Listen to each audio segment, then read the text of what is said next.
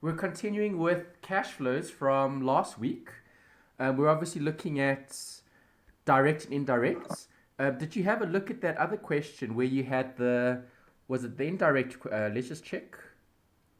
We did one last week, which was, yeah, indirect. And then there was another one in the actual textbook. Let's have a look. Okay, 9.1 was the one we looked at last week.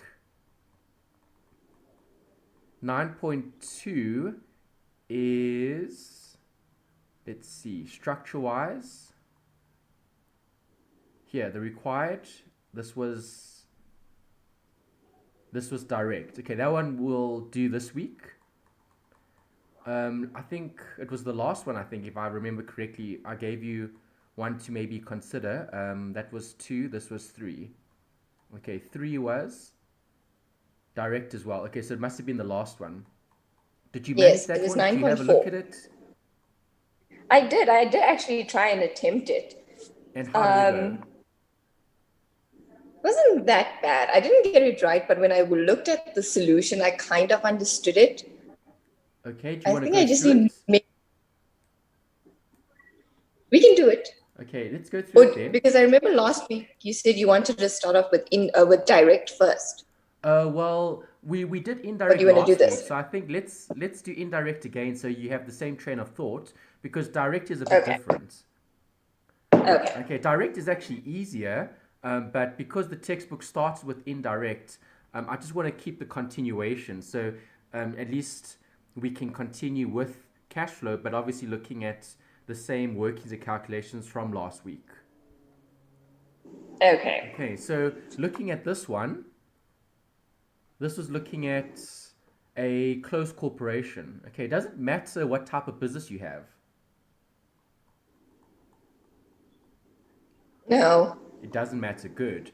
Okay, so whether you're a sole proprietor, partnership, CC, or even company, companies, businesses, all types of businesses have to actually account for their inflows and outflows.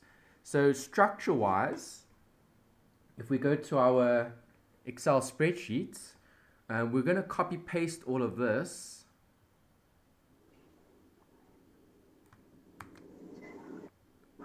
I assume that they want everything.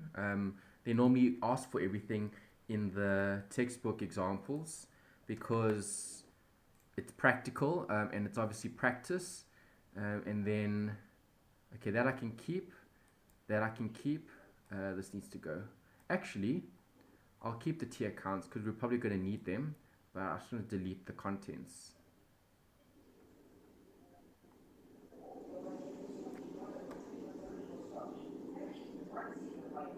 Okay, I see we've missed the capital one.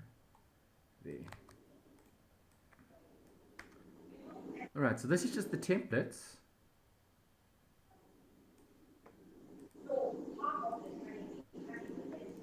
What we're obviously looking at is this.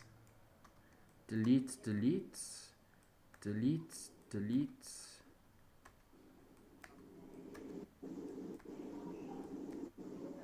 Okay, investing, financing, operating.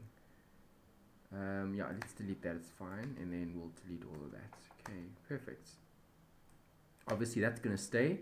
And then the adjustments will be provided for. Okay, so that's what your template's going to look like when you're doing a indirect question.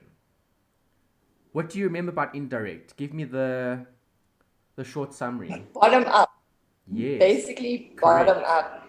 So And when we're you looking look, for yeah, when you look at this accounting financial statement, obviously when looking at income and expenses, you're disclosing each and every line item in the income statement as follows. And if I'm looking at the cash flow, I'm either going to be looking at the top down, so in other words, go through each line item and decide whether it's cash or not, or start at the bottom and then provide for those non-cash items or adjustments.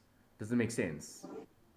yes. Okay, so that's just a recap in terms of the approach.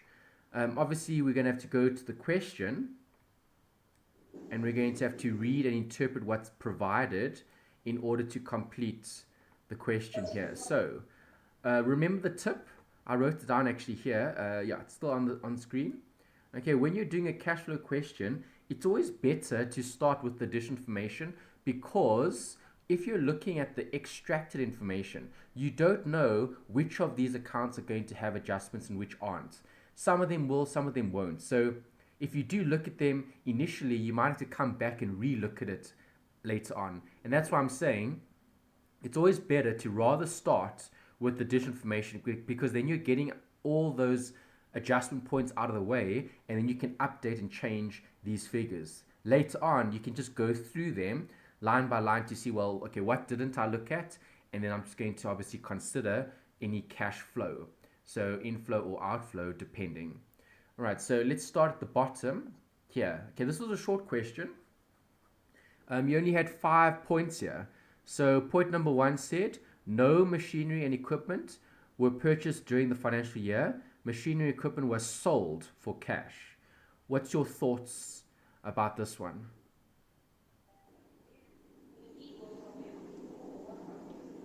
So there'll be a difference in machinery and equipment, so that will have to go on our cash flow, because basically we got money for it, or there Okay, was which bank section? included.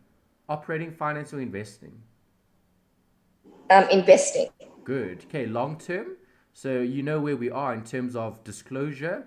You're going to have something here. Okay, what are you going to have here? Well, did I buy more equipment? No. Did I sell equipment? Yes. Okay, so Yes. proceeds from the sale of, what is it, machinery and equipment.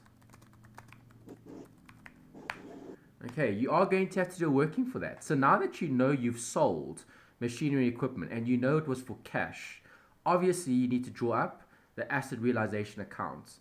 I'm actually going to leave it next to this one. So I'm just going to find here. This block is close enough. So asset realization. Okay, when you do an asset disposal, you have a T account for the asset realization. Obviously, the cost of the asset would go on this side, okay, which would be machinery and furniture, okay, costs.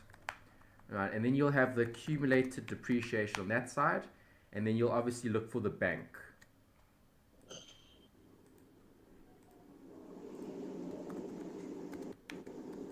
which represents the proceeds. Right, so I know what that account looks like. I'm obviously going to do a T account to find the missing figure. The missing figure would be that, the bank proceeds. Okay, then you've got to go back to the question, and you've got to scan it, and you've got to look for those things. Right, so members' contribution, retained earnings, long-term loan, land and buildings there. Machinery and equipment at cost.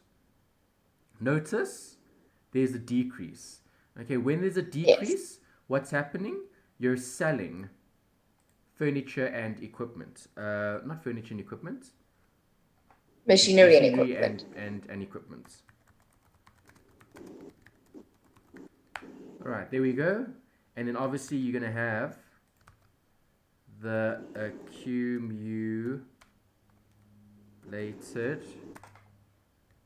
depreciation on the actual machinery and equipment. Okay, so looking at this, let's see. Okay, I'm going to highlight this just so I can see what lines I'm dealing with, so I don't incorrectly reference a figure. Okay, so what is the start? Okay, 14 and then 15. So 14,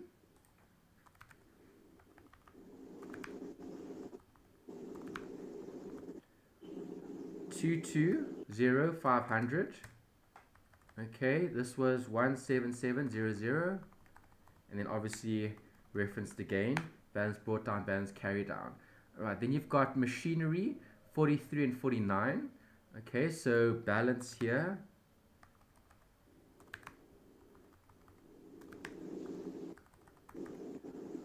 Let's see, 49 first, hey? And then 43. Yes. Okay, what else? Let's see, that I don't need, that I don't need. What else do I have? Scan it, scan it, scan it. Nothing else there. Okay, is there anything here? Interest, depreciation, yes. Okay, that one I need. Right, because depreciation will obviously affect the accumulated depreciation. So depreciation would have been debited. You would have credited this.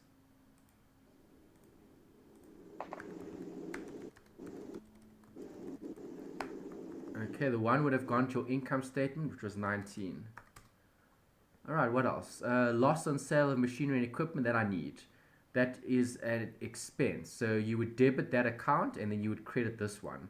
So crediting this one would be that side. It was a loss on sale. Hey, yeah. Okay, so loss on sale. Obviously, a loss on sale would have been an expense, so you would have debited the income statement or debited this account, and you would have credited the asset realization, and that was for how much? 500. Okay, anything else there? Nothing, nothing, nothing. Distribution, no. Okay, is there anything else here? Inventory, fixed deposit, interest, other comprehensive income, that's it. Okay, great. So now that you've taken everything from the question, now you need to basically complete the accounts. Okay, this is something that you would have done in 1502, incomplete records. Okay, so that section that you covered in the previous module is important for this one. Right, so I'm looking for where do I have most of my information. Right, well, if I'm looking at this, okay, I don't have enough information there. I do have enough information here. Right, so I can work out this. What's going to be sold, basically. Okay, so I would have credited that account and I would have debited this one. Okay, it would have been that minus that gives you that answer. Okay, I still don't have enough information there. Okay, I can work out this. Which side's bigger? This side.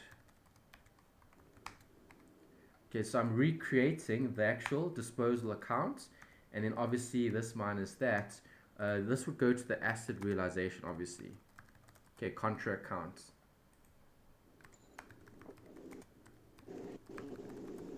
Does it make sense? Are you following?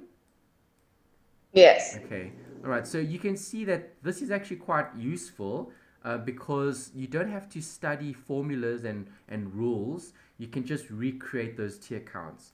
To me, this is the easiest approach. But you do need to be careful though, because you've got to look at each account independently, and then you've got to make sure that they all tie together basically in terms of their referencing. All right. So this side looks bigger. Okay. So what's the balance going to be? This minus this minus this. Balancing figure, 18,000. Okay, so where's that going to go? Here, investing. Okay, proceeds from the sale, so it will be positive. Does that make sense? Yes. All right, and that was that. Was there anything else? No. Okay, go back to the question. Look at the next point. Inventory disclosed at costs. Thoughts?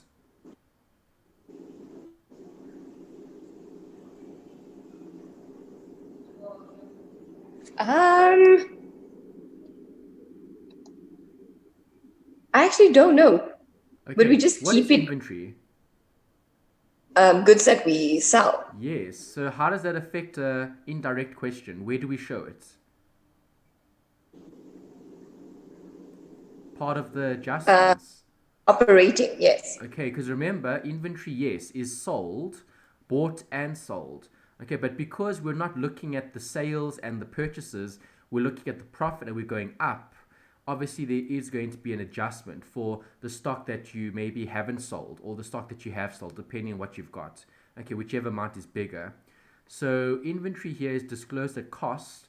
So let's go look. There's nothing Will there. they ever give us a question where they say inventory is disclosed at like selling price? Is that what they're Well, trying to test? Or if it's selling price, then it would be a branch type scenario. But inventory, from a disclosure point of view, for a CC would always be at cost. So that's kind of like a given. It's not, it's obvious. It's not something that's different to what we would expect. Does that make sense? yes. Okay, they're just telling you that inventory is disclosed at cost because you're looking at the actual cost of sales as well as the actual inventory. Because here, did they give you cost of sales? No, they didn't. Okay, you don't have it. See, interest, depreciation, interest. Again, we've got two interests actually: income and then expense, and then we've got the tax. All right, so nothing there. Okay, so you literally just have one figure. All right, so remember when you look at the indirect method, you need to look at the cash flow. All right, so what happened to inventory? Did it go up or did it go down? Down. Yes. Okay, so decrease in inventory, would that represent an inflow or an outflow?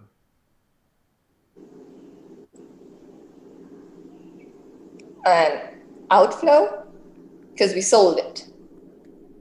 No, well, if you sold it, then it's an inflow, isn't it? Because what happens when you sell stock? You get money. Oh yes, I'm sorry. I mean inflow. Yeah, So so, well, we I think, sold it. okay, you're thinking about the outflow of inventory, which is an inflow of cash. Okay. Does that make Okay. sense?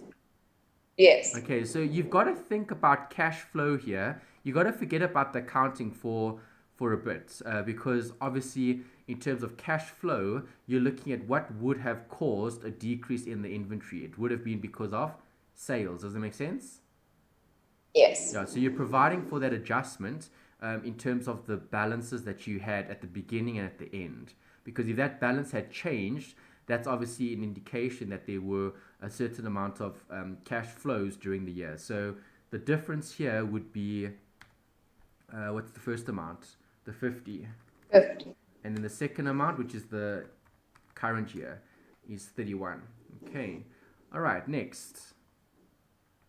A fixed deposit was redeemed in cash during the financial year. What's happening here? So we basically took money out from our fixed deposit. Correct. Inflow, outflow. Inflow. Operating, finance, or investing. Investing. Good. Okay, so obviously it's a long-term asset. A fixed deposit would be held for a certain amount of time. Obviously they're cashing it in, so you would say cash received from the fixed deposit maturing. Maturing. Ooh, maturing. Okay, so obviously, if I'm getting cash from the fixed deposit, I need to know how much I've got. So, would you expect the fixed deposit to rise or fall? You would Fall. expect it to fall. So, where is it? Let's go check. Here's it. Okay, just above inventory. 50 and 35. Do you see that?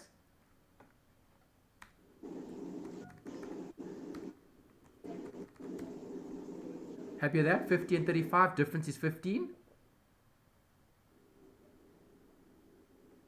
Yes. Okay.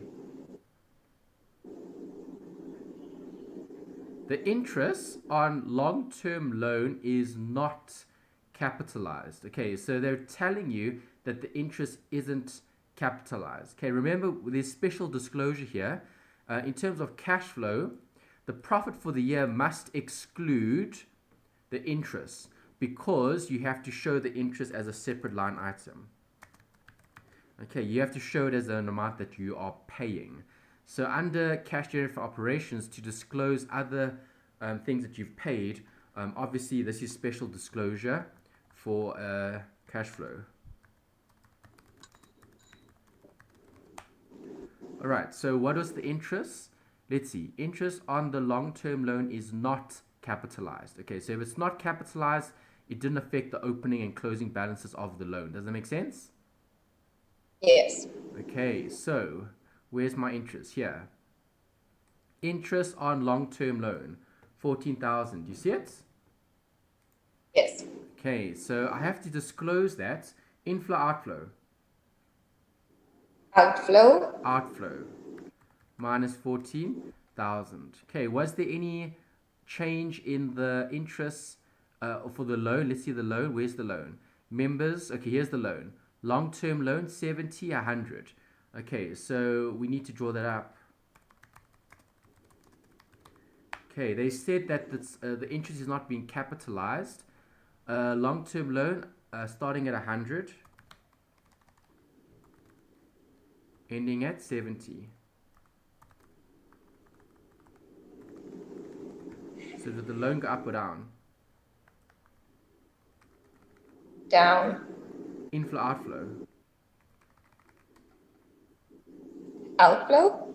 Yes, okay, so notice the balancing figure here would obviously be a debit against the loan account. So if it's the loan account that's being affected, you would have credited the bank, you would have debited the long-term loans. That would have been a payment. Does that make sense? Yes. Balancing figure 30. Operating, financing, or investing? Investing. No, the last one, financing. Yeah, financing because it's debt and equity, right? Yes. Okay, so loan repayments. What is it? 30 minus 30 because you're paying, obviously. Make sense? Yes. Okay, so I've dealt with the loan. Is there anything else about the loan here? Land, machinery, accumulated fixed inventory, trade receivables, bank, prepaid expense, trade payables, bank overdraft, current tax, distribution, interest payable. Okay, here's something. All right, so this is an accrual. So you're going to have interest payable, which would be seen as an accrued expense. Okay, interest payable would obviously be a liability, and then you would have the interest expense.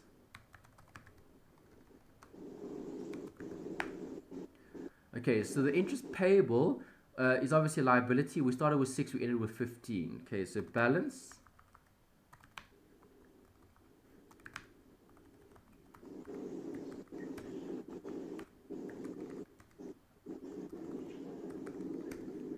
Okay, what's going to happen here? Well, the interest payable is the amount that's not being capitalized. So obviously the interest that we had earlier, what is that figure here? Interest on long-term loan was 14. Okay, so the interest expense, you would have had a profit and loss figure which would have been debited. So you would have credited the profit and loss.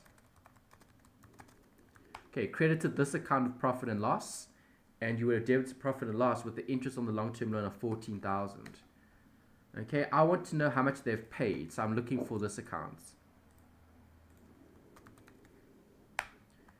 Okay, I've got an accrual, so interest payable, which side's bigger? This side.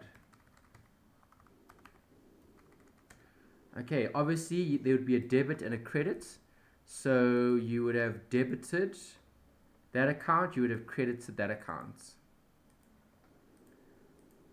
Alright, so if I'm looking at the interest payable, I'm short 1,000. Okay, that would be the provision of that accrual, basically. Okay, the net effect. Okay, and then interest expense, the total here would be this plus that. Obviously, balance off. Okay, so now I know how much I've paid. I paid 15. Does that make sense? So you paid 15,000 on interest. I paid 15,000 interest, yes, cash. Cash was paid. Okay. Okay, because remember, there was a payable. Obviously, this accrual went up or down. It went down. So if it went down, that means you would have paid more of it. Does that make sense? Yes. Yeah, Yes. so I'm just looking at the net effect, which is bank.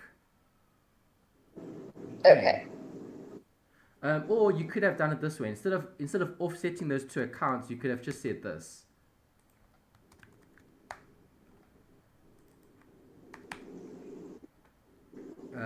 Yeah, that's right. That's fine. You could have just done that. See, does that make sense?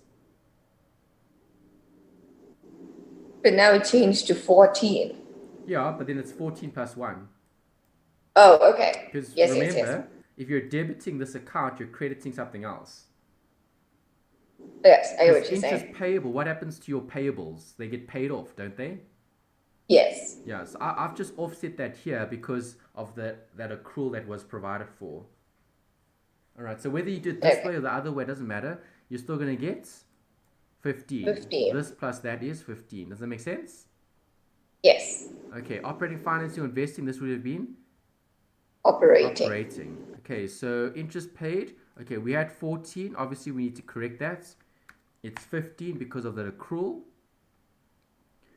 And the profit before tax, or profit for the year, because this was for a CC. So CC is obviously going to have to pay tax. Okay, so profit for the year, is that after tax or before tax?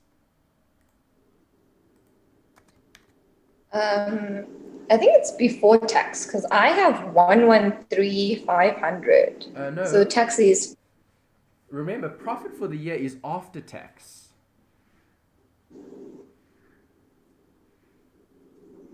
Do you remember that? oh, is it not before tax? Because on your notes it says profit before tax. Yes, I know profit before tax needs to go there, but have a look at this. This is profit for the Oh, yes, year. yes. That is after tax. Okay, this is after tax, exactly. Yes, Okay, so when you're yes. looking at a sole proprietor, does a sole proprietor pay tax? They do, A sole proprietor doesn't but pay tax on behalf of the business, they're paid as an individual. okay. So they have profit for the year, which is representing the before tax. Does that make sense? Yes.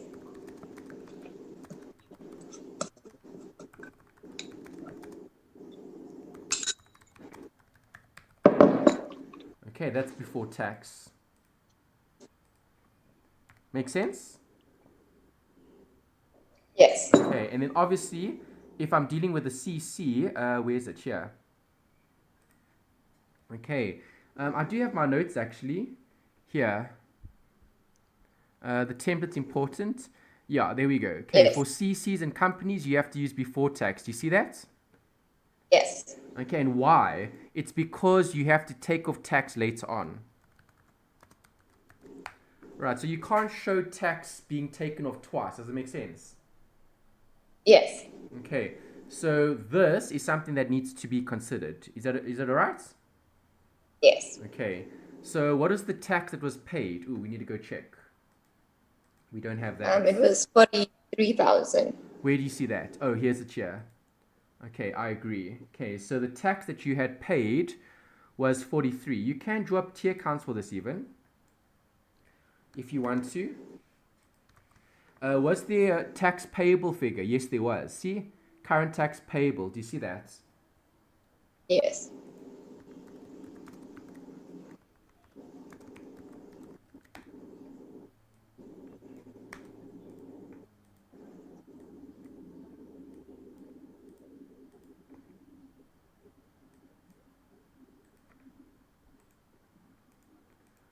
Okay, so tax expense.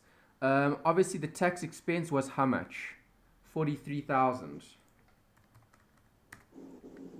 Okay, 43,000 is the tax expense, which would have been closed off to the let me think. Profit and loss? No, profit and loss would have been for the income and expenses. Tax would have been charged to the liability, so that would have been an expense.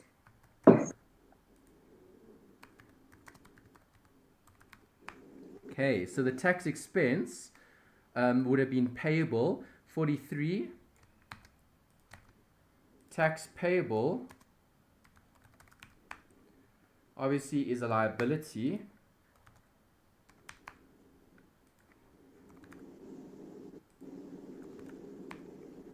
What is the tax? Current tax payable 9 and 11. 9 and 11. Okay, does it make sense? Yes. Okay, so this 43 is the tax payable.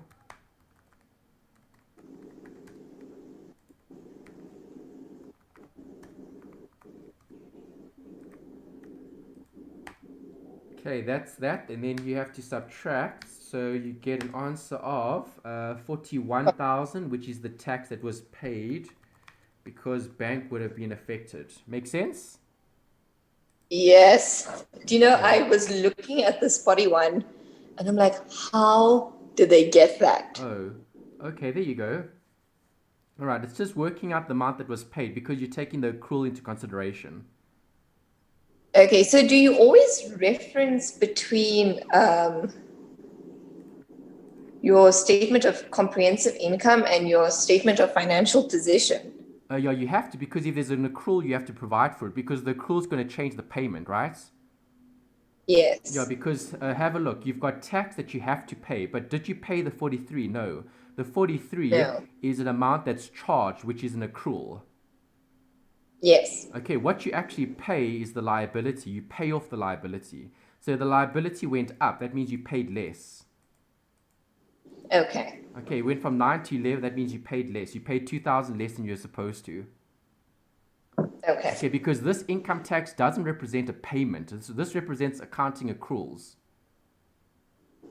Okay. Yeah, because the 43 is just think about it in terms of your basics. You would have debited tax expense. You would have credited SARS income tax liability. Remember we saw that in the notes? Yes. Yes. Okay, tax is new. That you haven't covered before. That's something that came up in this module.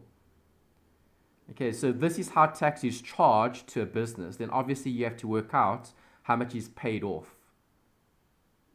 Okay. Okay, yeah. So yeah, it's good if you're noticing these things. So obviously this is something that maybe you didn't understand. Now you have a better understanding. So now hopefully going forward, it would make more sense. That's the whole objective. It's just to keep getting better at doing these questions. That's all. Okay. Okay, good. All right. So did I show all of that? Let's see. I showed this. That needs to go in red. Okay, did I show the profit for the year? No, I didn't. Okay, the profit for the year, obviously because I just copy pasted this, I need to change the formats. Okay, we spoke about this.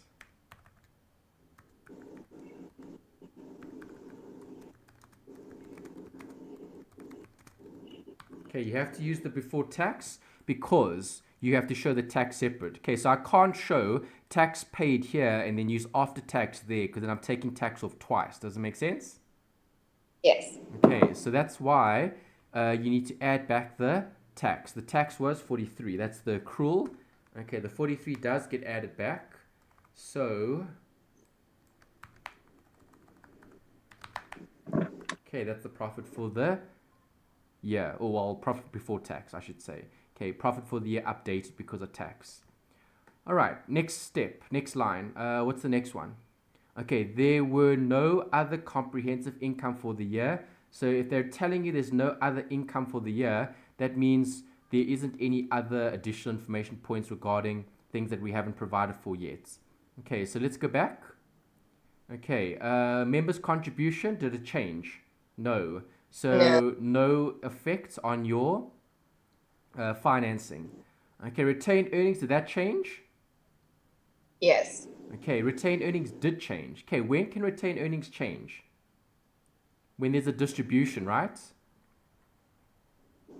Okay, because remember, retained earnings, you keep some, you pay out some. And yes. Okay, so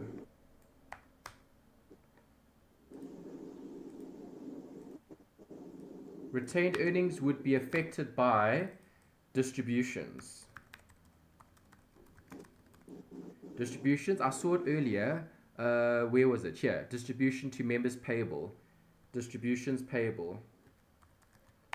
Okay, and then obviously you have a distribution account, which is the inverted commas expense, okay, or like drawings. Distributions to members. Okay, there you go. You've got the accounts. All right, so recreate. I just read retained earnings. Retained earnings is seen as a owner's equity line item. So 15.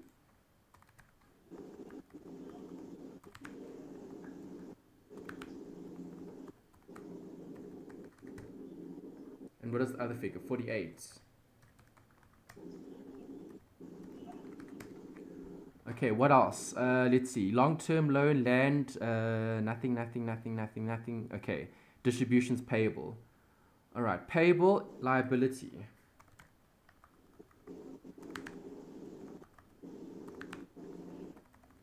What is it?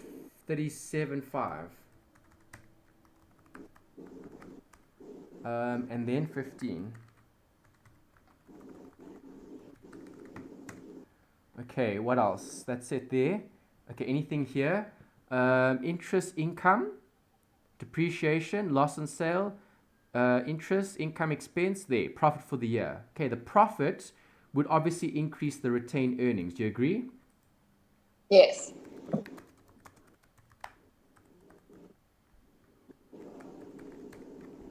Okay, that's after tax, obviously, because retained earnings you have to pay the SARS, pay SARS first. Okay, what else? That was it. Hey, anything else? No. Here, distribution to members. Okay, if it's a distribution to members, what does that represent?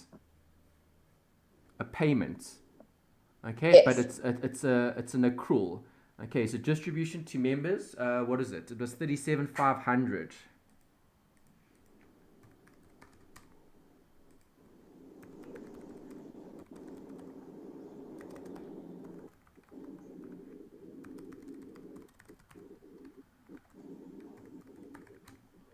All right. Do I have everything? I can balance off.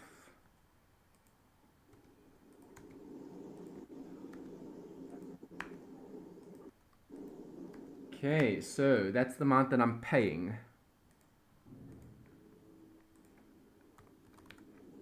Okay, debit the distribution payable.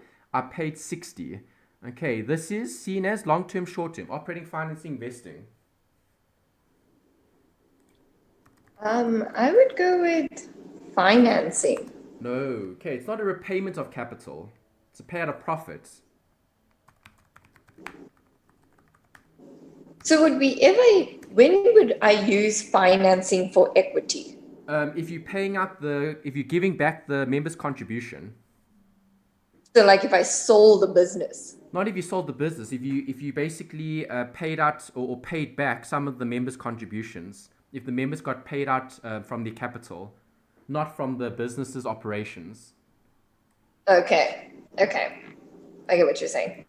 Okay, what else do we have?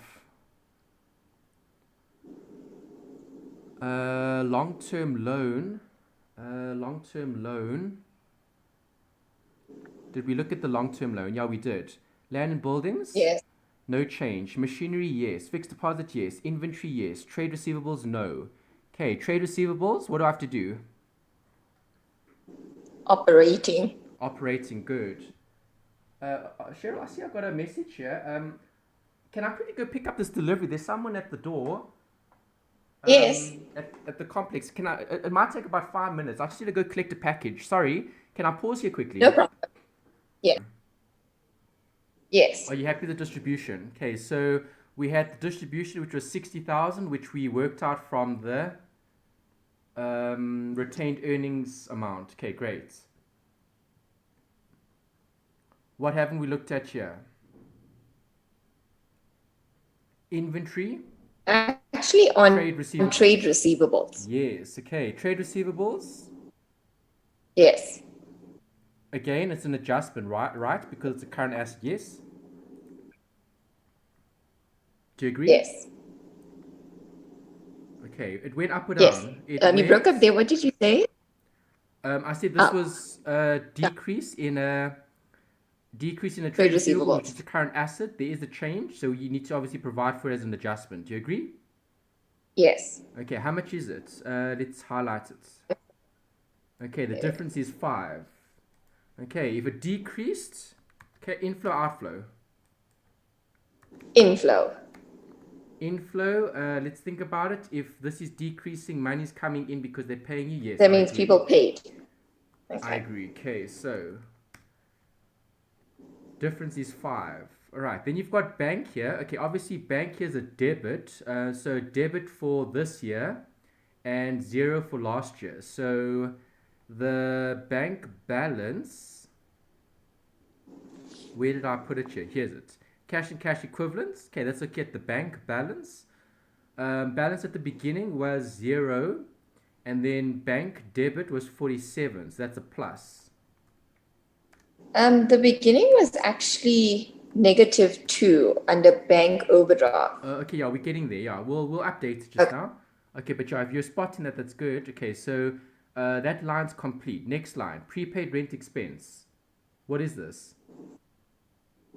It's a current asset. Do you agree? Yes. Okay, it's rent expense, so it's going to affect your operations. Do you agree? Yes. Okay, so we're going to have another decrease or increase depending on what's happening here. What is the amount? It was 3 and then it went to 0. So again, it's a decrease.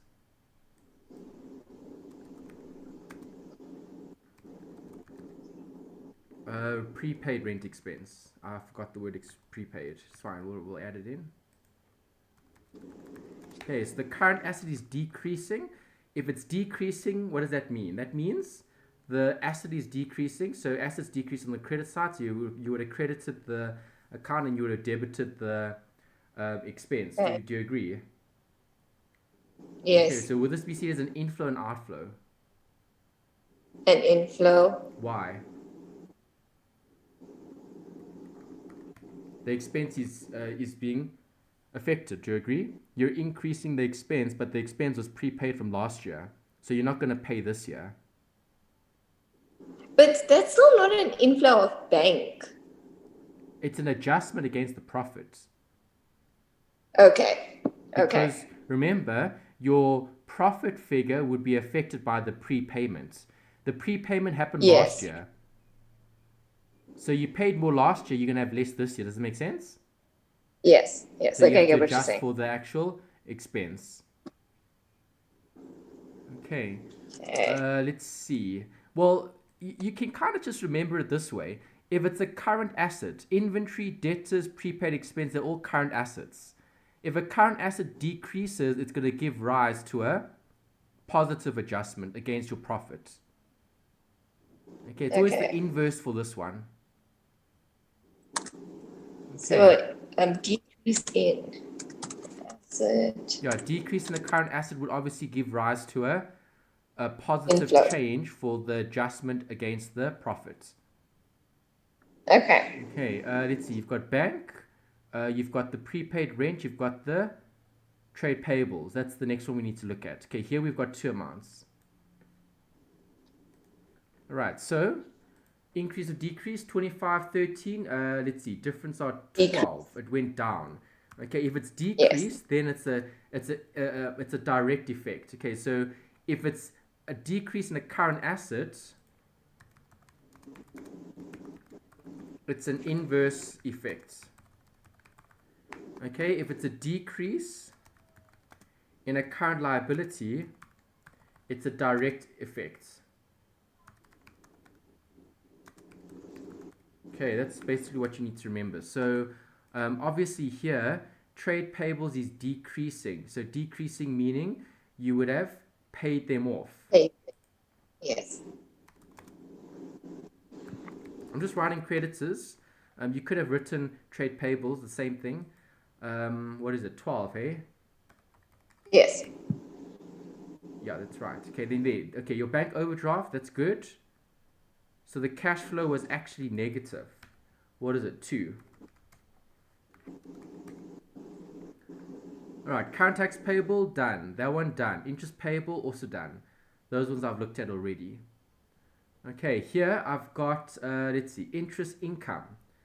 This was for a fixed deposit. Did I look at this yet? No, I don't think so. No, I haven't. No. Okay, so what is this representing? Operations, do you agree? This would have been interest that you didn't pay, but interest that you received. Interest received? Inflow, outflow? Inflow. Yes.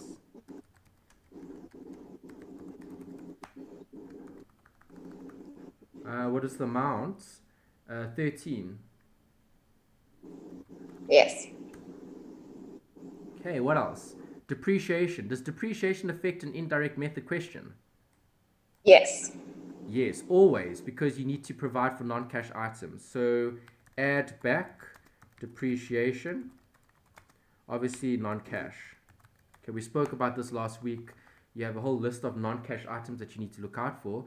That's the most obvious one or the most common one that you'll get. Okay, so what is that? 19,000. All right, the loss and sale of machinery equipment, is that a non-cash item? Yes. Yes, it is. Okay, so again, add back. Was it a loss? Yeah, it was a loss. Ooh, if it's a loss, it's a minus, then you have to add it back. Same as depreciation, so that's correct. Yeah, add back. I'm just double checking. If we think about it correctly, depreciation is subtracted. This would have been subtracted. Yeah, you have to bring it back. Okay, add back loss on sale. What is it? 500. Okay, interest on long-term loan I've looked at because that was this year. The interest paid. Okay. Yes. The tax I did look at, the profit I did look at, the distribution I did look at, that's it. Okay, so I've done everything. All right, now we need to check. Add and subtract. All right, I get that figure. And then that figure needs to be adjusted for by those amounts. So I can again just add up. Just adding is fine. That'll work. Should work. Okay, so cash generated for operations. That's fine. The tax, the distribution, the interest. Perfect. Okay, and then I need to provide for the investing.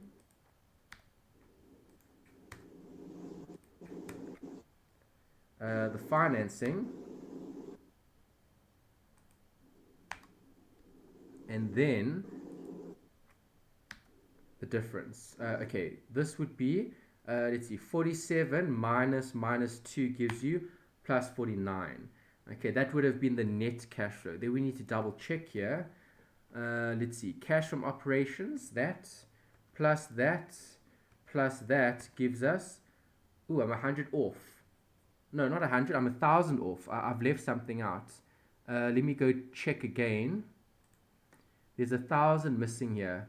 Loss on sale. Did I provide for the loss? Yes. Where's the adding back?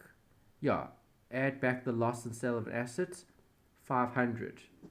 Okay, let's see. What else did I miss? There's 1,000 missing somewhere here.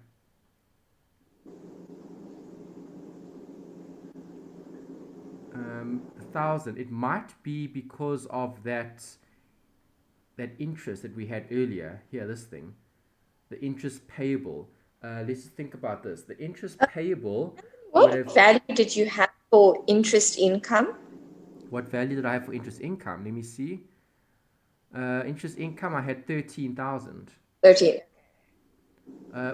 We've got a solution here. Let's check the solution actually. Let's see. Okay. Got that.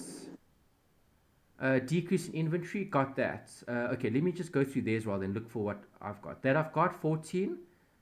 Where's my 14? Interest on long-term loan.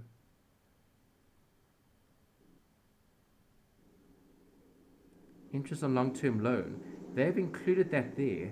Why would you include the interest on long-term loan here? Well, if we think about it, the interest on long-term loan,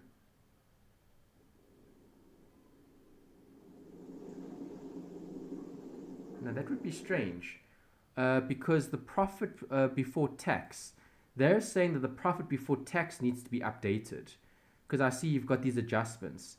Okay, so the loss on sale of machinery and equipment, they want us to take it out, but I've taken it out here, add it back. Do they show that here as well? Let's see. No, they don't.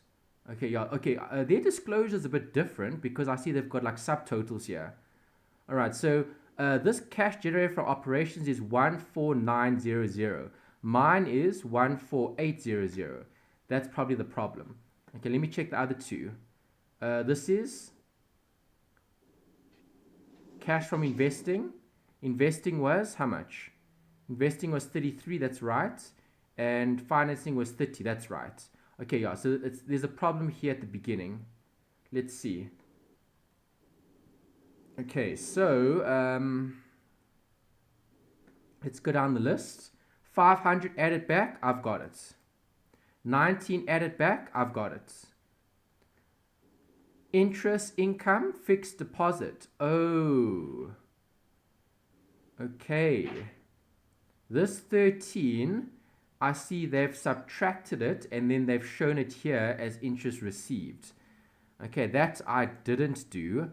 Okay, interest received, I showed it here as part of the disclosure. I forgot to take it out of the profit before tax. Okay, plus 13,000. Right, oh no, not plus, minus. Minus 13,000, why? Because you can't double account for it. Does that make sense? So what you're doing is you're taking out all of the finance costs and the tax because you're showing it from the separately. profit. Okay. That's correct. That's exactly right. Yeah, so I mean, I took out the interest. Did I take out the interest? Yes. The interest, No. the interest was shown separately here. That was the 15,000. Here they've taken it out and then they've added it. Okay, yeah, see, there's the problem. Okay, so those are the two problems. Okay, disclosure wise. Okay, I see what I've done wrong. Okay, so I didn't take out the interest. I took out the tax, we added it back. Yes, we did. Okay, the distribution wouldn't have affected that. It's the interest that we need to provide for. Okay, there's the error. Okay, so the interest income you've got to subtract, and the interest expense you've got to add. Okay, and then you're going to get an updated figure here of, okay, the rest is fine, it's just this bit. Okay, 114,500. All right, and you get 46 as the answer. Yes, that's perfect, that's correct. Okay, yeah, so maybe just write a note here just to emphasize that point. Okay, NB. Okay, check the disclosure. Okay, remove items that are shown separately under the cash generated from operations over here. Okay, I'm going to highlight that in yellow actually. Okay, just so you can see it. Okay, those are the two amounts. All right, so everything was fine. It was just this. Okay, I didn't update the profit before tax. I should have taken out those accruals. Okay, because I can't double account for the interest and I can't double account for the the interest paid and the interest received. Okay, does that make sense? Yes. Okay, yeah. So just be careful. Be careful. Look out for those two things. Let me just bold that. There we go. Okay, happy with that. Is that all right? Yes. I actually need to renumber this. I wrote this as 9.2. This was 9.4, wasn't it? Yes. Yeah, because this was indirect. Okay, let me just put a bracket here, indirect. Okay, so we've done two questions, both looking at indirect. Now we need to look at the direct. And that's a little bit different. Okay, the only difference is format. Okay, so if you go back to your PowerPoint presentation, you'll see that the direct method only has two line items to show the working or calculation for the cash generated from operations. All of that disclosure has to stay the same. Okay, notice here, you're not going to add back any of the interest or subtract any of the interest because it's all shown separately. Right, so there's the template. That's what you're going to need. Okay, so let's take that. Let's create a new question. I'm going to copy all of that because I'm also going to need the T accounts. You always need to draw up T accounts, especially for direct method. Okay, direct. All right, so we looked at the theory last week. We're practicing this week. Obviously, this all changes. Delete that, delete that. Let's delete all of this.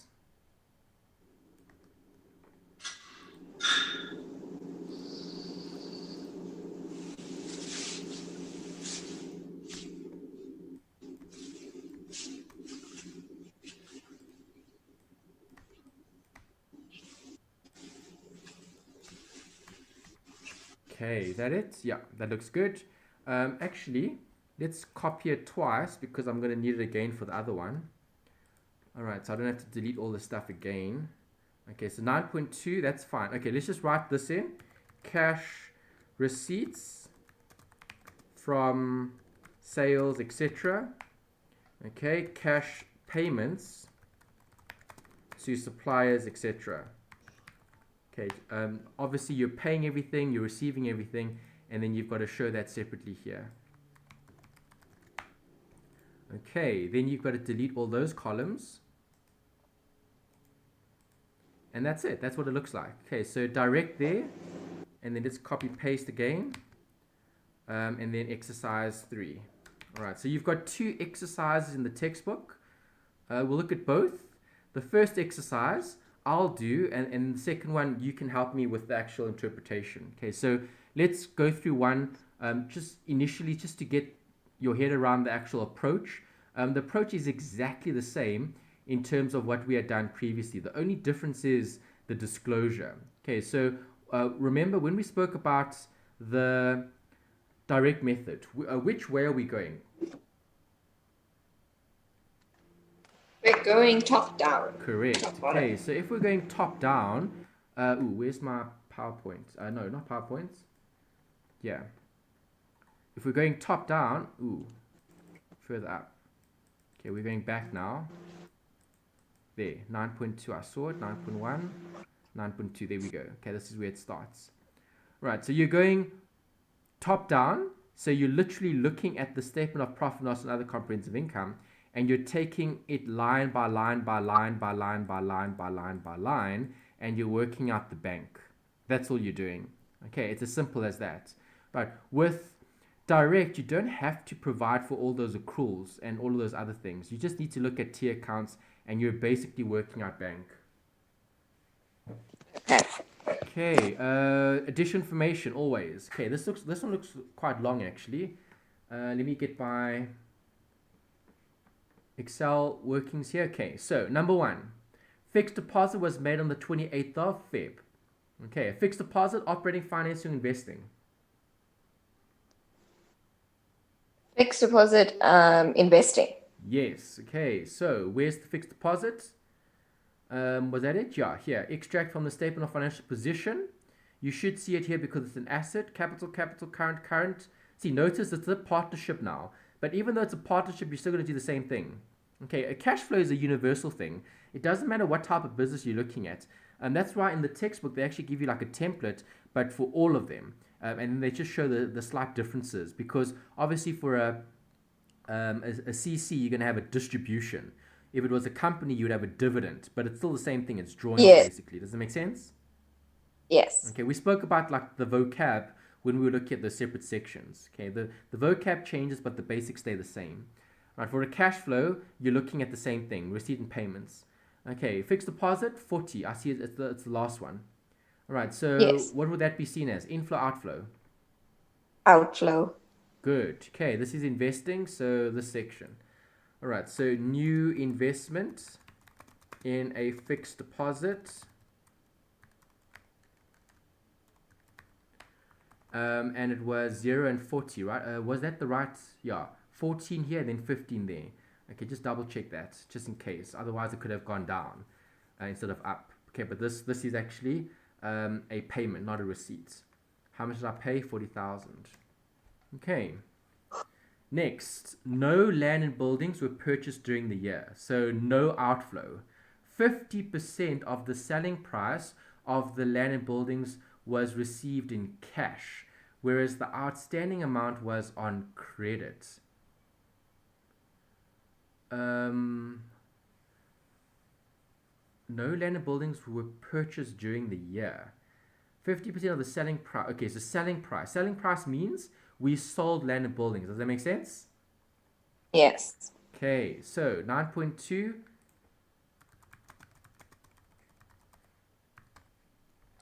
Land and buildings. They said 50% of the selling price of land and buildings was received in cash, whereas the outstanding amount was on credit. So land and buildings, when I sell it, obviously bank 50%, debtors 50%. Does that make sense? Yes. Okay, let's go back and let's look at it now. Okay, land and buildings, do I have it here? Yes, I do. It looks like 360 and 124, 360 and 240, is that right? Yes. Same line, hey? If you're reading it correctly with me. Yeah. Okay, so balance. Okay, the balance at the beginning was 360. Yes. End was 240.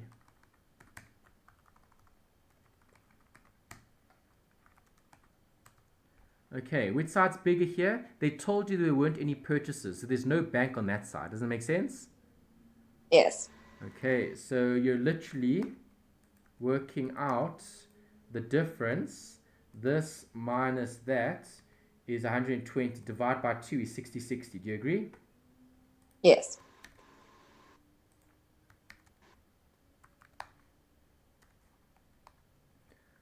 Okay, so how much money am I getting from the sale of land and 65. buildings? The land and buildings was sold for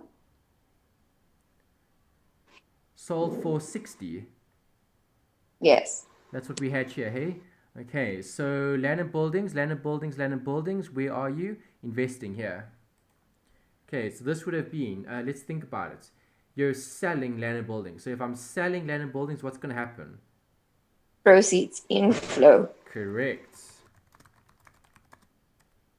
Proceeds from the sale of land and buildings. Okay, how much was it? It was 60. Okay. All right, next.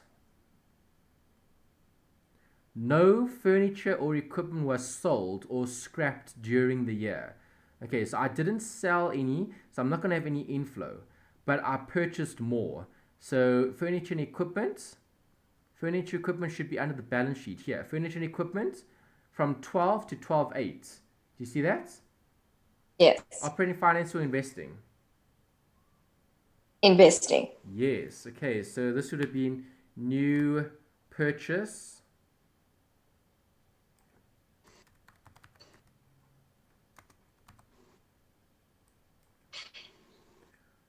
Furniture. And what is the equipment? Yeah. Okay, how much did I buy? Let's see. If I'm reading that line, I've got 12 and 8. Well, 12, 8, and 12, so I've got 800. Okay, it's a new purchase. Inflow, outflow? Outflow. Outflow. Okay. All right, next. Let's see. We've looked at that one. We've looked at that one. Okay, number 4.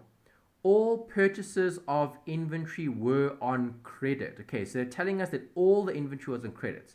All the other expenses except for the accrued expenses were paid in full. Okay, so that means for inventory, I need to work out how much I've actually paid. And they told me it was all on credit. So creditors, okay, or trade payables. All right, so I've got that. I've read it. I know what's happening. Then I need to go and work it out. So inventory here. Let me just highlight it so it's easy to read. Okay, it's fine. It's highlighting those 2 lines. That's okay.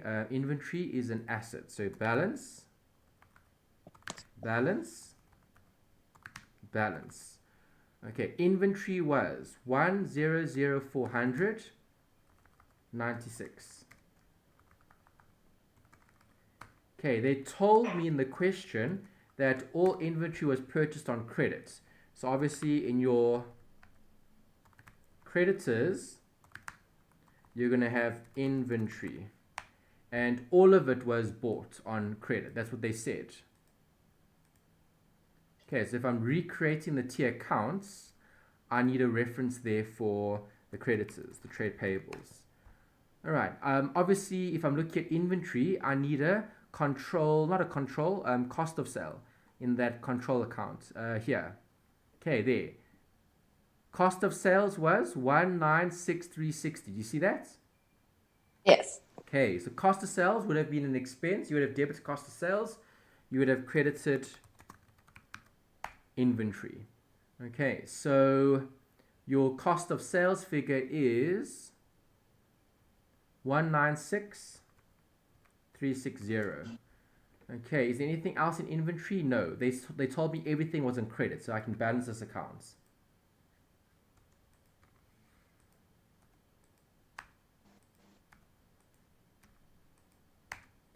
Okay, so I have an amount of 191,960 as inventory that was purchased on credits. Okay, in this T account, I need the balances. I didn't write them in. Here, trade payables, 97,200 and 112,400.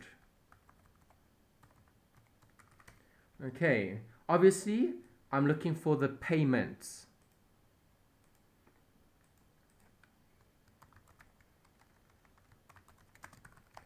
Still with me? Making sense? Yes. Okay, so add up.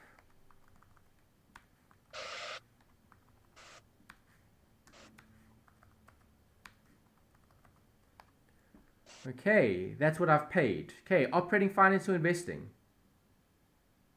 Operating. Good. Okay, so remember, operations only has two line items. Whatever payments you have, you include it here. Okay, what is the amount? 760.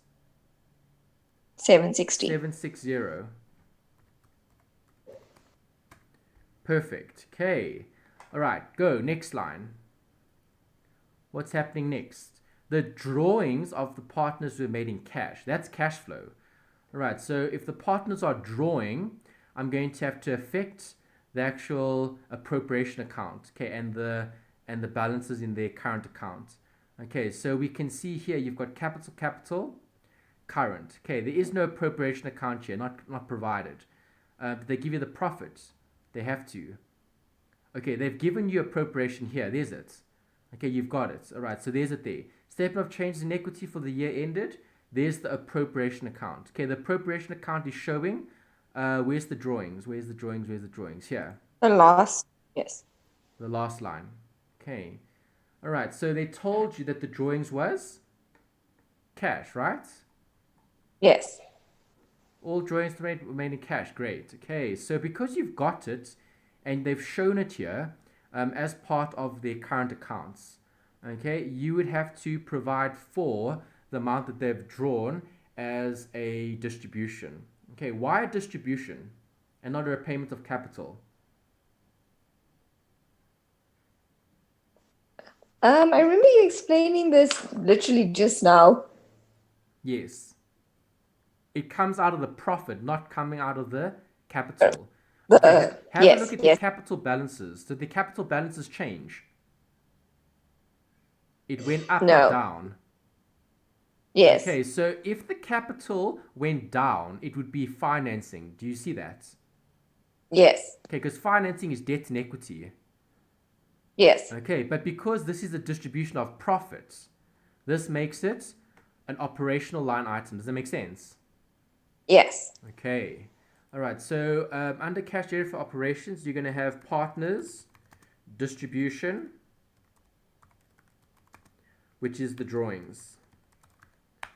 Okay, what do I have? Okay, I had two amounts there. I've got the total actually. Is that right? Yeah, total yeah. equity. Oh, total equity. Yeah, it should be the same figure because they've added it. They've just total up. It shouldn't be total equity. It should be total column. But it is the total equity, but only the last bit. Okay, the drawings here. Let's just add it. 134,400 minus 117,200. Okay, 251,600. Yeah, it's the same answer. That's fine. That's good. Okay, does that make sense? Yes. Okay, what else do we have? Inventories disclosed as cost. Have I already looked at inventory? Yes, I don't actually need this. Okay, there were only trade debtors at 28 Feb. Okay, the debtors as of 28 Feb 2015, which is at the end of the year, pertain to trade debtors and the debtor in respect of the sale of land and buildings. Okay, right, well, we already knew that. We saw that earlier. We read it in the question. Okay, we know half of it was credit. Do you agree? Yes. Okay, debtors or trade receivables?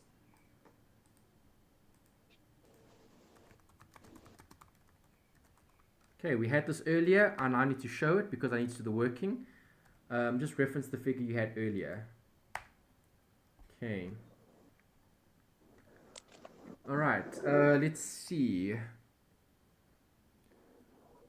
There are only debtors as at 28 Feb. The debtors as at 28 Feb pertain to the trade debtors and the debtors in respect of the sale of land and buildings. Okay, so with debtors, I need to go up and look for debtors. Do I have debtors here? Yes. Yes. Okay, It is so equal. debtors are here. That's an asset, so balance. Okay. What is the balance? Trade receivables, it was 74 at the beginning. And it was 146,600 at the end. Okay, then you've got to go scan your income statements to see what you have here that pertains to the debtors. Okay, what do I have here? I've got profit, I've got depreciation, I've got admin, I've got rental. Ooh, profit on sale of a non-current asset. I don't think I looked at this for land and buildings. Land and buildings, where's my land and buildings? Yeah, here. Land and buildings was sold. Okay, so we need an appropriation account because this is the profits, not appropriation. I'm just going to copy paste this. Okay, asset disposal. Okay, because it's going to probably affect this actually. Let's just see if it does or if it doesn't. Let's see. Okay, if it's an asset disposal. Okay, because earlier we saw land and buildings. I should have checked this actually, but I didn't. Sometimes you do have profits or losses. So in this question, they did give you a profit. So if it's a profit on sale, then it's an asset disposal. So if it's a profit is income. Income would have been credited. So you would have credited the income, you would have debited the asset disposal. Okay, the profit on sale was how much? 10,000. Okay, I'm going to have to go back to my T account for the land and buildings. Okay, land and buildings. How much land and buildings did you sell? 120. 120. Yes. Okay, because this represents the asset disposal. So this needs to get transferred. Okay, down here at the bottom. This was 120, hey? Yeah. Okay, so land and buildings, asset disposal, 120,000. In my asset disposal, I'm going to show that cost asterisk 120,000. Okay, that came from above. All right, so we're just fixing, updating what we had worked out earlier because we saw something here that we needed to change. Okay, so I've taken that figure, that's fine. I've shown it there, that's fine. Okay, there is no depreciation on land and buildings. So literally, you would just add up. Okay, and then obviously the proceeds from the sale would have been these two things. Bank 50%, debtors 50%. Okay, so there is going to be a change. Okay, yeah, so I do need to update it. Divide by 2. Okay, it's 65,000. All right, so let's fix it. Okay, the bank is an inflow. That would have been investing. Where's my investing? Okay, I had 60, so that should have been 65. Okay, and then I've got debtors, 65. Where's my debtors? Debtors here. Land and buildings, debtors was 65. Okay, referencing that figure. Okay, so there's your land and buildings, there's your land and buildings, debtors. All right, I was looking at the income statements. What else do I have here? Depreciation, admin. Okay, depreciation, you will never look at it in a direct method question. You literally ignore it. Okay, admin, I'll have to come back to that one. Rent, I'll have to come back to that one. Profit, I've looked at. I can tick or cross that one off. Okay, inventory, cost of sales, I have looked at that. Okay, so revenue is the line that I need. Okay, so what is revenue going to do to this account? Well, let's see, revenue is an income, so you would have credited that account, you would have debited this account of sales. Okay, sales, 500,600. Does it make sense? Can you just say that again for sales? Debit, debtors, credit, sales. So in debtors control, you'll have a debit. Sales will increase your debtors control accounts. Okay. Okay, does that make sense? Right, remember you always show sales on the right, on the left hand side for debtors, right? Yes. Okay, But debit, why debtors, did you credit, put sales. the full amount Why of did I put the full revenue? amount? Because all of it was sold on credits. They didn't say how much was cash. It was all credit, right? Yes. Okay. It's all cash. Well, not all cash. Cash is what you receive. Does that make sense? Yes. Okay, what I receive is going to be on this side. Okay, you would Okay. expect bank to be on this side of the account, right? Yes. Yeah, so when you sell, then you've got to receive later. Does that make sense? Yes. Okay, plus, total. Total balance.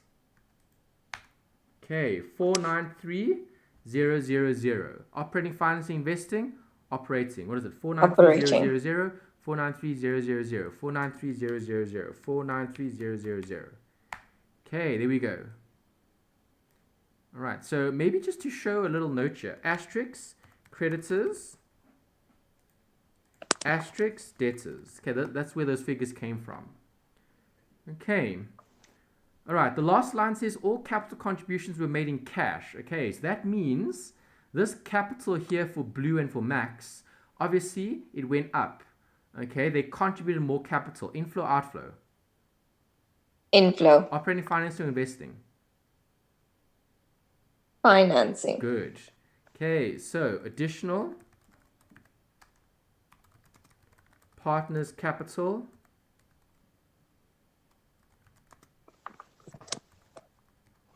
received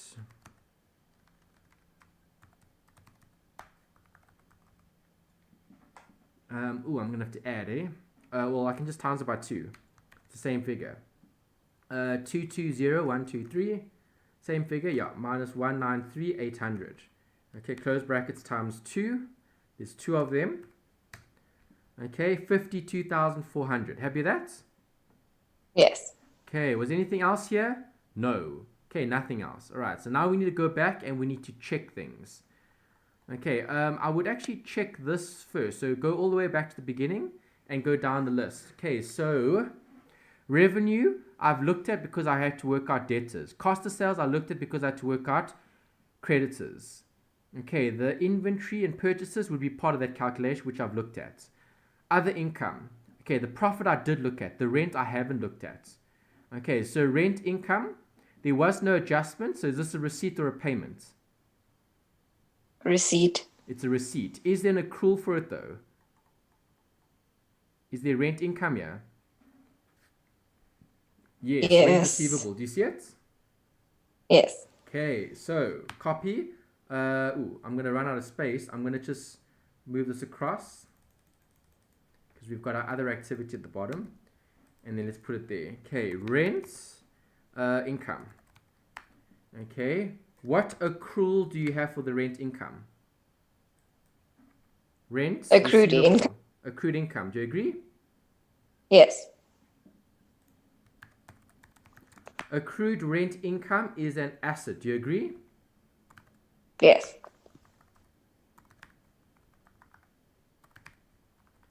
Okay, what was the figure? 800, 400.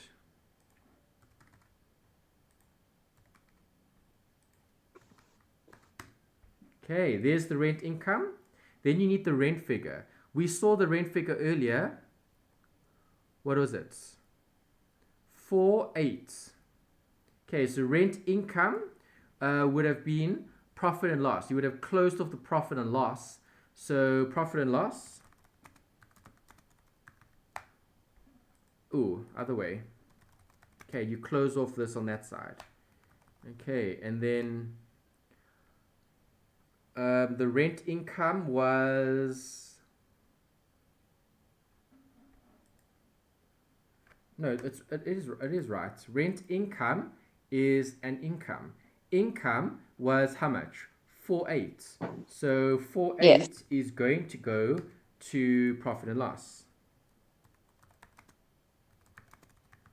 Okay, what would you do to rent income? You would close off rent income by debiting rent income and crediting income.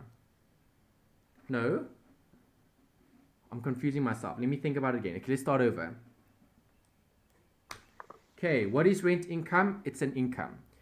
Fine. All Yes. income accounts have a credit balance. Okay, Credit. so I Yeah. would credit rent income when I pay for it, but there is an accrual that I need to provide for. So rent income there would have been an amount that I'm going to pay. So bank would have been a question mark. Okay, so when I'm looking at the rent income, the profit and loss figure is the accrual, and the accrual was for 4800. Okay, I'm looking for the bank amount, and I need to provide for the accrued income, the change. Okay, so what happened here in accrued income? Accrued income went down. Yes. Okay, so I'm going to have a balancing figure.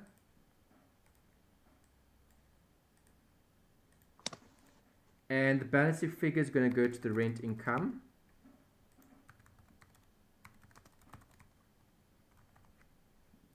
Eight minus 4 is 4. So this is going to be the sum.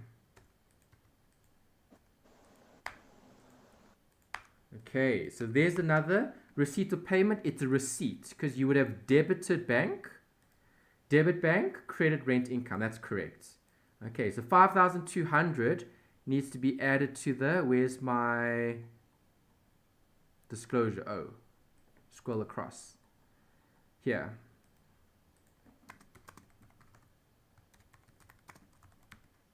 Okay, make sense? Yes. All right, so rent income I've now looked at. Okay, admin expenses, bracket salaries and wages included. Okay, so this is part of the payments. Okay, so the admin expenses, copy paste, delete everything. I'm just going to copy and paste a few more of these things because we're probably going to need them. Okay. All right, so what am I dealing with? Admin expenses. Okay, admin expenses. All right, again, admin expenses is an expense. An expense would have been debited, bank. Okay, the admin expenses would have been closed off to profit and loss. So to close off an expense, you would have credited it. Okay, the credit for this closing off was 70,000. Okay, including salaries and wages. Okay, but all of it would have been closed off anyway. All right, so I need to know if there's any accrual for it. Let's go check. Up, no, down. Okay, is there any accrual here? There is. Yes. Salaries and wages. Okay, it's including salaries and wages. So the 70,000 includes that as well. You'd have to provide for it.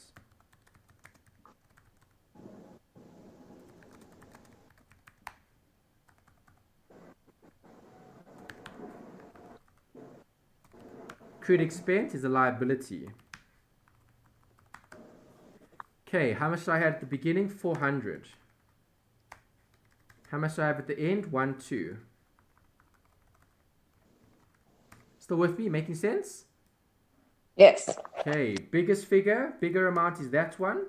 All right, so there would have been an adjustment that would have taken place during the year that we would have to provide for.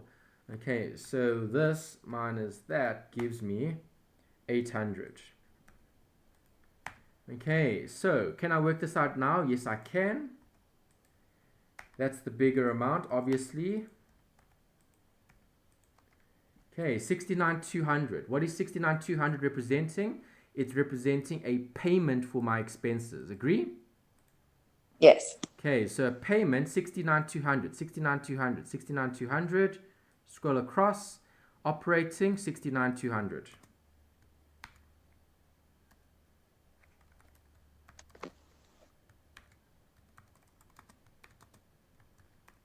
Okay, that's for the admin and the salaries and wages. Happy with that one? Yes. Okay, go back.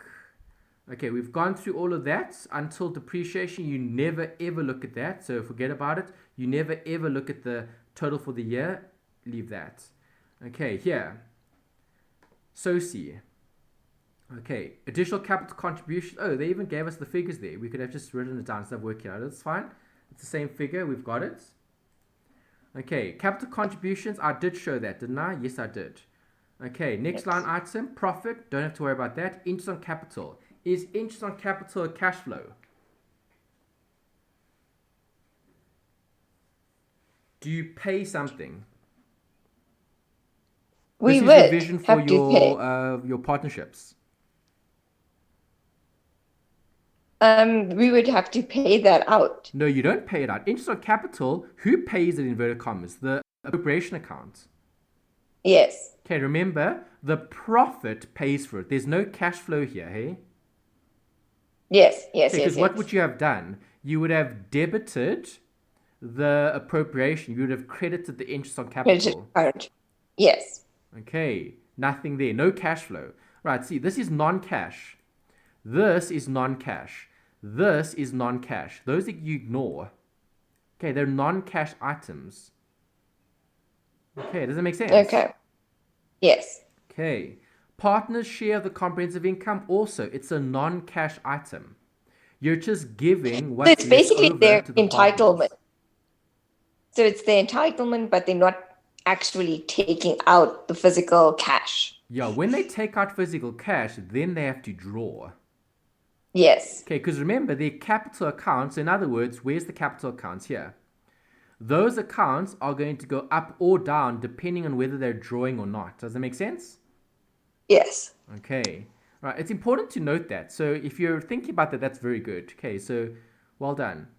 Okay. So there's nothing else here because I've already looked at the drawings. Okay. I'm just checking. I'm checking that I haven't missed anything. That's the important bit. Okay. Capital we've looked at. Current. Do we need to look at the current? Did I show the distribution? I think I did. Let me go check. Did I? Yes, I did. Okay, there's the distribution. Okay, the current account would have shown the movements in the capital, but not the payments to the partners. Does that make sense? Yes. Okay, right. Land and buildings, I did look at it, and I had to change it as well because we saw something in the income statement. Okay, so that I've looked at. Furniture and equipment, I do remember looking at that. Accumulated Yes. depreciation, you never have to look at it when doing direct method. Inventory, I did look at. Bank, I need to show.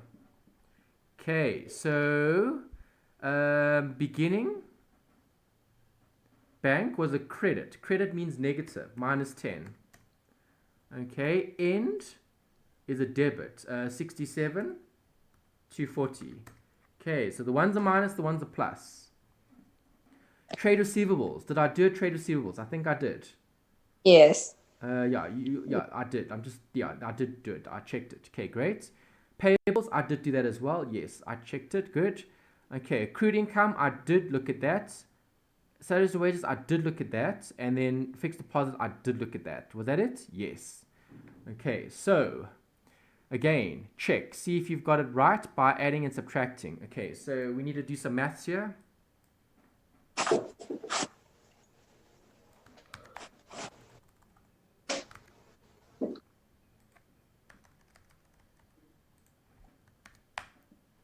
There's the first answer.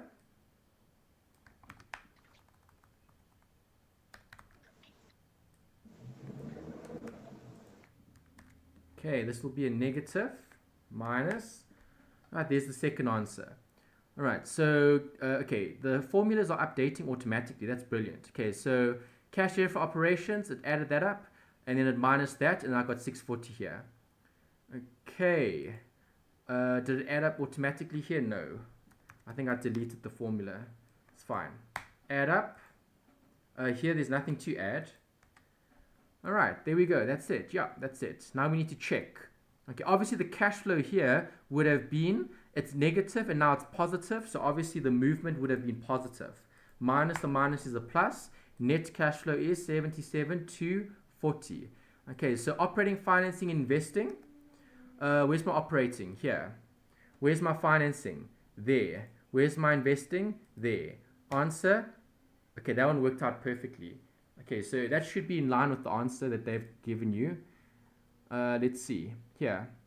Let's just check the totals. Okay, net. Okay, this was actually quite a short one. Yeah. 640. Yeah, 640. Next. 24,200. 24,200. Yeah, that's right. And then the last bit. Yeah, I'm happy with that. Yeah, perfect. Okay, this was a nice one. Do you see how much easier the direct is, hey? Yes, it Okay, is. direct is a lot better because have a look at the disclosure here. Look how simple that disclosure is. As long as you can recreate some T accounts, those brackets are going to give you marks. And obviously, I'm going to show this as workings if this was a written paper. Because this is online, I don't know how they're going to do it. If they'll still give you working marks or they'll just say choose the right option. It's going to be a bit different. If it's the same as the multiple choice, then you might get it wrong if you make a silly mistake somewhere. Okay, so multiple choice Okay. doesn't have its, well, it has its benefits, but also has its disadvantages. Because if it was Yes. written, at least I can show my working here. So they should tick and mark some of this as well. Okay, happy. Okay. Yes. Perfect. Okay, let's do that last one, which is number 3, hey? Yes. Okay, let's do. I want to do all of them purely because they're important. Okay, we know how important this is. It always comes up. Every single year, there's going to be a cash flow. This is like a definite, right? There will be a cash flow in your exam, guaranteed.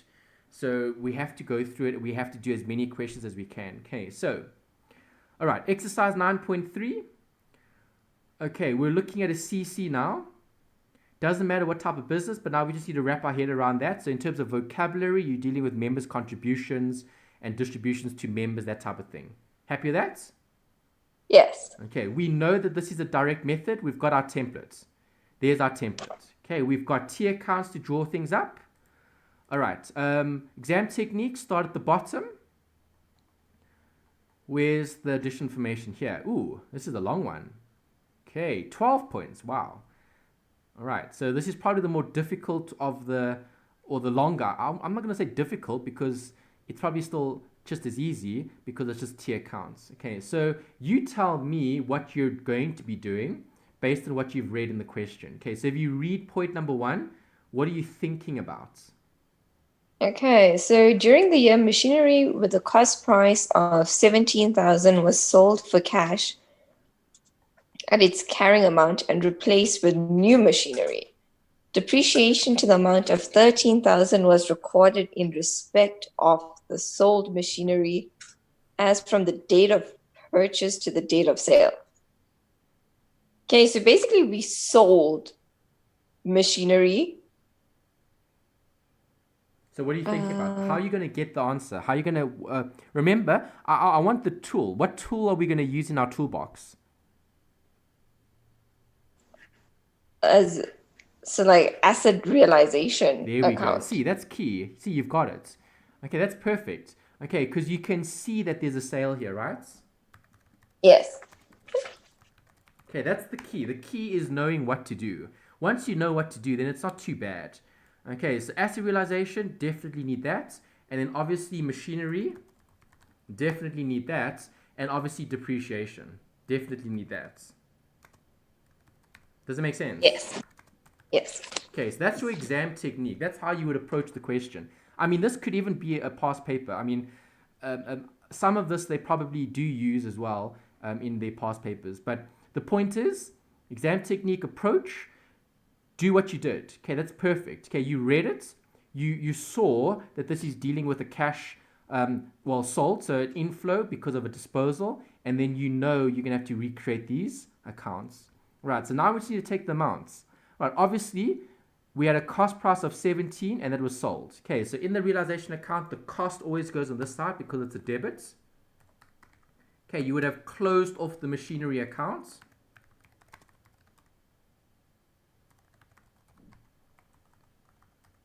Okay, 17. I'm actually going to move this down because I suspect we're going to have a balance. Okay, they normally are balances. Ooh, wrong button. Okay. All right. Machinery we know is an asset. Ooh. Could have left it as is actually. Let me undo. Okay. Balance would have gone that side. Okay. So it actually wouldn't change the disclosure. Yeah. Just got to be careful. Just got to work very carefully so you make sure you have the right balances where they're supposed to go. Okay. Balance, balance, balance. Obviously negative assets. All right, I'm happy with the first bit. Do I have both? Yes. Okay, let's carry on. All right, depreciation to the amount of 13 was recorded in respect of the sold machinery. Is that important? Yes. As from the date of purchase to the date of sale. That's the accumulated depreciation on the sale. Does that make sense? Yeah. Okay, so you would have had the accumulated on that side, and then obviously you would have had asset realization there, and then you would have had the 70 on that side. So far, so good? Yes. Okay, ooh. That's 13. Yeah. Okay. All right. So machinery, accumulated, 17, 13. Perfect. Okay, was there anything else here? No, there isn't. So now we need to go back and we need to scan the question. Okay, here. Property, plant, and equipment. Okay, there. Machinery and equipment. All right, so let's see. I've got carrying amount. I've got cost accumulated. So that's the working. Then I've got the total. Okay, that's at the beginning. Then I've got the additions. Okay, so machinery and equipment is what I'm looking at. So now I can write in the balance. What is the balance at the beginning? In terms of cost, it was 7177000. Okay, that's the first bit. There's the cost. Accumulated was 43. Accumulated was 43. Okay, I've got that. I've got that. Additions 17500. Additions would have gone here. Okay, were those additions for cash? Let's read it again. They don't say, hey? Oh, here. The second one. An additional machine was purchased for 40 to expand the operating capacity of the business. Do you see that? Yes, machinery was purchased for cash. Okay, we actually need all 3 points. Yes. I need to know if it's cash or not. Does that make sense? Yes. Okay, so that means if I've got point number 2, which is 40, that was purchased. Machine is purchased for cash. So I am going to have a bank here, and I am going to have an amount of 40,000 there. Does that make sense? Anthony, do you think that the 177,000 is for machinery and equipment? It is. Because the additions under there says 77,500. However, in additional information, yeah, but remember, they haven't split this. If they haven't split it, you're going to keep it as 1. Okay. You're right. This balance would have taken 2 things into consideration. That's correct. Yes. Okay, but we don't know whether this relates to the machinery or the equipment. That's why we're reading about it. So this 40,000 was for machinery. Yes. If you really want to be specific.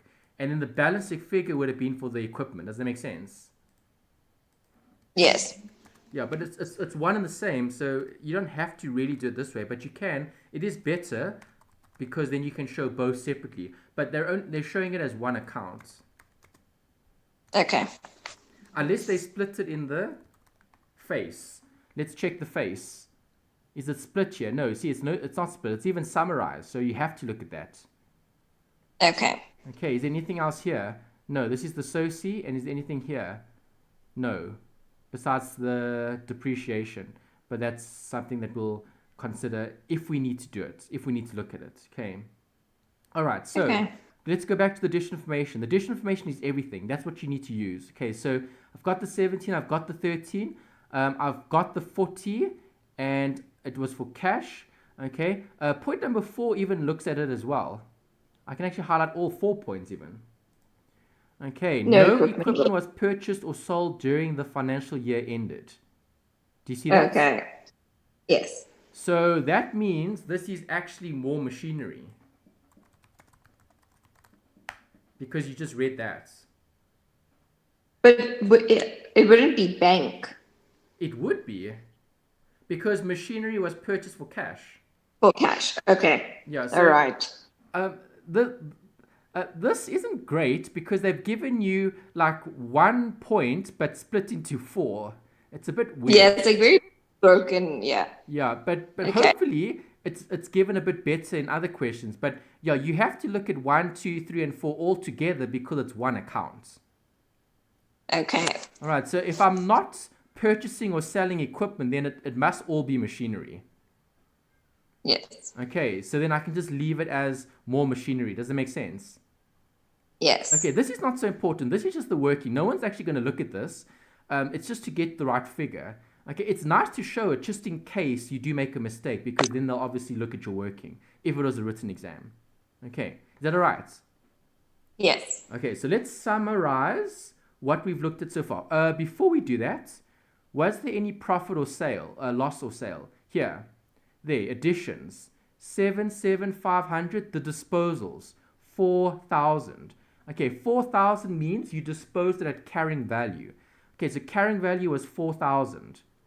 We need to go check if there was a profit or loss on the sale. Was there?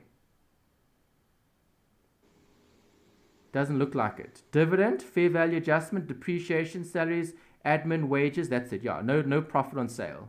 And that was the end. There, yeah, that's the start of the question. All right, so there's no profit or loss on the sale. That means this 4,000 was the carrying value. Where's my realization? Okay, there's it. Okay, that's fine. That works. All right, so Yes. disposal at carrying value. Okay, what would you have recorded here? The missing figure. What is the missing figure going to be for? Bank. Does that make sense? Yes. Why bank? Because they told you here that you sold it for cash. Yes. Okay. Operating, financing, or investing? Operating. No. If you sell an asset. Oh, investing. Sorry. Yes. Okay, so, ooh, come on, this minus that. There we go. Okay, so where's that going to go? This bank figure is going to increase my bank, which is an inflow, investing. So,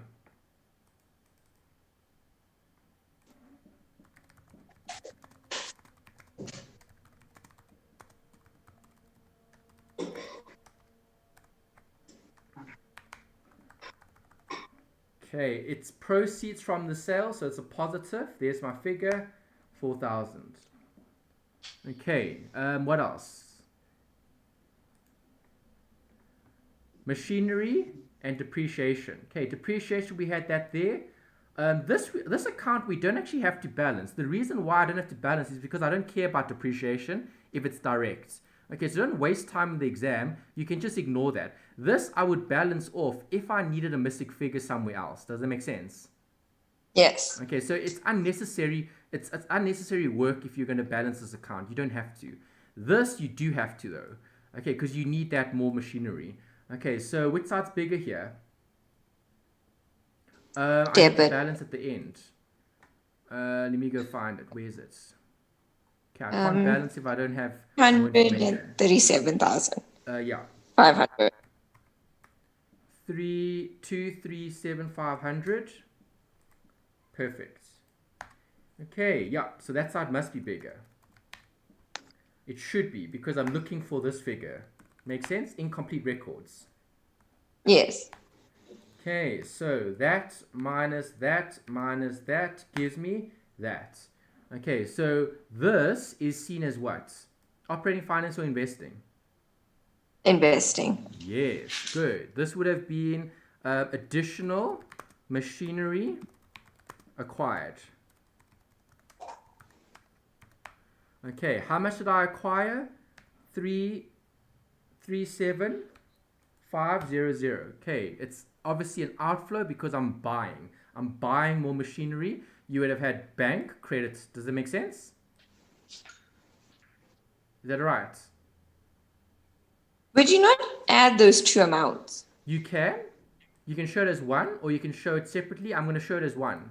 Okay, because you had the 50 Okay. and the 375. Yes. Okay, now we've got everything. See? Debit, Yes. bank, debit, bank. Additions. Make sense? Yes. Okay, good. All right, what else do we need to do? I don't need to do that, so now I'm finished. Okay, so just make sure you finish each T account and you get the bank from each one. Okay, bank will be here, bank will be there. There won't be any bank there. Okay, there is no such thing as bank in an asset accumulated depreciation account. Okay, you'll never ever see it because you don't pay or receive money from the depreciation. Does it make sense? Yes. Okay, and again, just to emphasize this point, it's direct method. So you can completely ignore depreciation. If you see it, leave it, ignore it, you don't need it. It's only relevant for indirects. All right, so machinery I've looked at.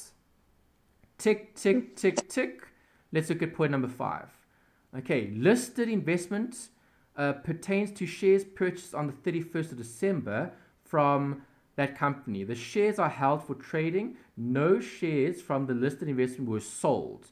Okay, so I didn't sell any shares, so there's no proceeds from the sale, but I could have invested further. Do you agree? Yes. Okay, so we've read it, we understand it, now we need to go look at it. Okay, it's obviously not under PPE, it's probably going to be here somewhere. There, listed investments. Okay, did it go up? It did go up. Inflow, outflow? Outflow. Good. Operating, financing, investing? Fine. So it's a non-current, it's a current asset. It's not a current, well, it is a current asset, but it still relates to what? Investing. Investing. So if you're looking at investing, what are you doing here? What do you mean? What are you doing here? You're investing in a listed investment, right? Yes. Okay, it went up in value. Okay, that's what they said, right? Yes. Okay, so it was purchased in December and you didn't sell any. Okay, so Mm-hmm. when could it go up? It could go up because of a fair value adjustment. Do you agree? Yes. Okay, so this 35,000 that went up, maybe let me show it to you.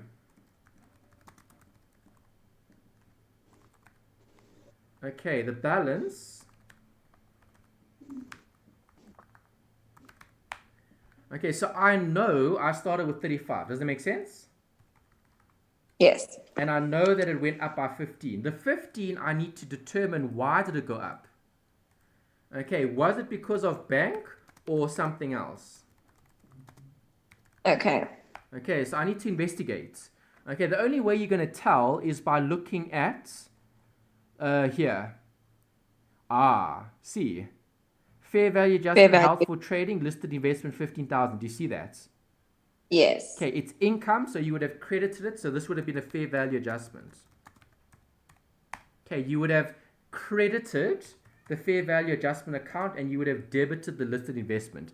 There's no bank here. Make sense? Okay. Yes. Okay, this is if I'm just recreating those accounts and I'm just trying to understand what happened in the question. All right, so I've read Okay. that one, I've interpreted it, and I've looked at it, and I agree that there's nothing that needs to be recorded because this was a fair value adjustment. Okay, point number 6, all inventory was purchased and sold on credit. Okay, here you need to do what? Trade payables. Yes, and? Cost of sales? Yes, well, inventory, because inventory would have the Oh, cost of inventory. sales. Does that make sense? Yes. Okay, so Yes. those are the two accounts that you need to complete point number 6. Does it make sense? Yes. Okay, and they're saying it's purchased and sold. So I don't only have to do that, I also have to do the receivables and the sales. Do you agree? Yes. Okay, trade receivables and obviously the sales.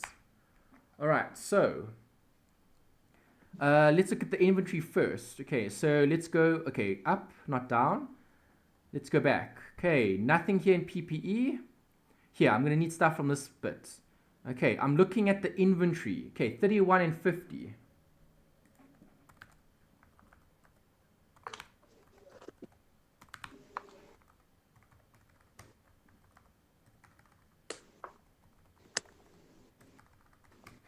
Okay, is that right? Let's check. Inventory, 31 and 50, yes. Okay, trade receivables, I need that as well. 30 and 35.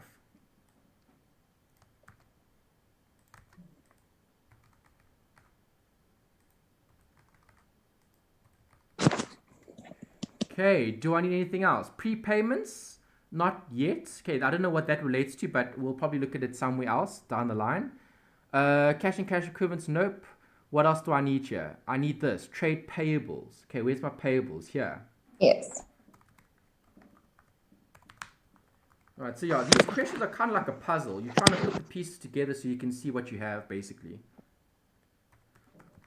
That's why it can be quite tricky because you need to think about all these individual accounts and how they relate to bank. Okay, do I have that? 38, 31, beginning, end, yeah. 38, 31, perfect. Okay, so now I've got balances to work with. I need to go back and I need to look at the income statement. Okay, this is SOCI. Anything there that I need? No. Do I need something here? Yes. Okay, so there. Revenue is going to affect trade receivables. Do you agree? Yes. Okay, obviously you would have credited the sales and then you would have debited the trade receivables. All right, so the sales figure is 490,000. Okay, the cost of sales figure would have affected inventory. Cost of sales, 282,500. Okay, opening stock, closing stock, all of that stuff is there. And then obviously the purchases is something that I'm going to have to include as part of the payables. Okay, because they told me in the question, remember they said all purchases were on credit. Do you remember that? Yes. Okay, so you know, based on what you read, that all the purchases is on credit. So you know that this is going to go up, inventory, creditors, or trade payables.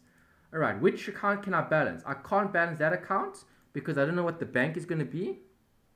Payables. Hold on, what am I doing? I'm doing this incorrectly.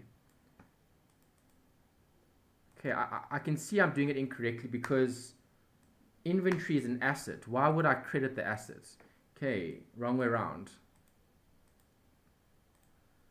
All right, that's why I like doing it this way because at least you can actually spot things that don't make sense. Okay, it doesn't make sense to debit my trade payables. It makes sense to debit it with bank.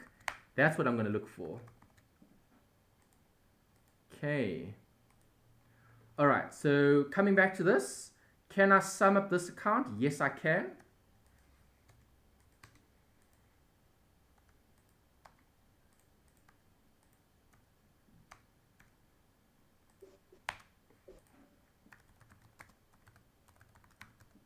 Trade payables.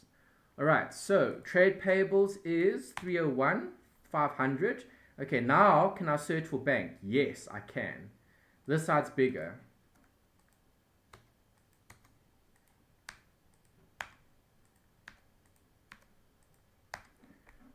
Okay, and that's going to go into my operating activities. 308,500, 308,500, 308,500, 308,500, 308,500, 308,500. Asterisk, this is for your creditors. Happy with that? Yes. Okay. All right. Did I record the trade receivables? No. Okay, I've done my payables and inventory. I need to do my receivables. All right, so my receivables, all of it was on credit. So obviously debtors. Just to show that, so you've got it. That figure and that figure is the same, and then you need to balance this off.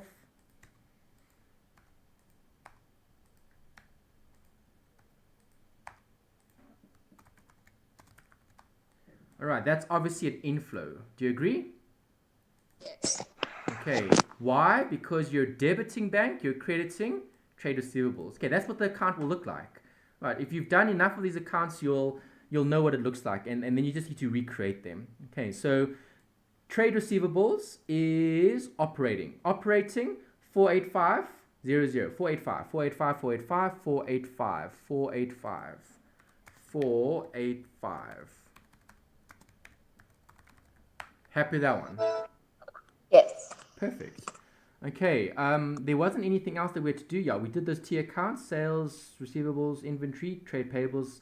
We looked at it, we got the bank, perfect. Okay, looks good. Carry on. Okay, where are we? Point number 7. Okay, point number 7 helps us to do number 6. We don't actually need that. Point number 8. Ooh, point number 8 we do need. But this relates to accrued wages. Interesting. Okay, so now they're telling me that the trade and other payables, in other words, this figure, that figure had trade payables control of 33 and 25. Okay, this would have been nice if they gave it to me earlier. Now they're giving it to me here after they said it was purchased and sold. Okay, if it's the total, I don't think it's going to make much of a difference because the accrued wages will still be part of operating. So in other words, this figure that I had initially calculated, the 308,500, as long as the balances are the same, it should be correct. Let's just double check that just to see. Is it 38? 38 is 33 plus 5 is 38. That's fine. And then you got 25 plus 6 gives you 33. Why do I have 31? Was it 31 or 33 in the question? Oh, hold on. My maths. 25 plus 6 is 31. Yes. 33 plus 5 is 38. It is right. Okay, so it's in line with what we've done. So this bank figure is basically for wages and creditors because they've given me another point here.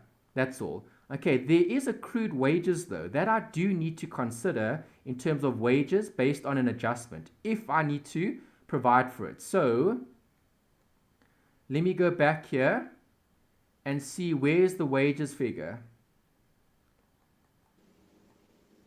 Here, okay, there's the wages figure. Do you see it? Yes. Okay, so the wages figure is 36,000. Okay, because I've already provided for the accrual in terms of the accrued wages. Okay, the accrued wages, I've already provided for it in the actual T account for the trade payables. Okay, I should be able to just add the 36 and then it should match because the balances were correct. The 5,000, the 6,000 wouldn't have made much of a difference. Okay, but I'll show it to you this way, and then I'll show it to you the other way. If they gave this, they should have given this earlier because then you can split it. Okay, giving it to you a bit later on is a bit weird. Okay, because you really looked at trade payables. Okay, but it's fine. What was the wages figure? It was 36. All right, so you should actually just add 36 here. Asterisk for wages. All right, so I want to show you. Let's just see if it does work. Okay, 308,500 plus 36 gives me 344,500. Okay, had I split this here, I want to copy that. Copy, paste. Okay, so if I split this, trade payables, normal, and then trade payables, wages. Right, so if I update this, you will see it should work out the same. Okay, I'm going to keep it and we'll check it and just see. It should work out the same because of the balances being perfect. Okay, so it did add up. So this balance is actually 33 for this one. And then this was 25. Okay, and then obviously I need to update this. Okay, then I'm going to get a different figure here. I'm going to get 309,500. Okay, then in terms of wages, wages was 5 and 6. Okay, then obviously wages here.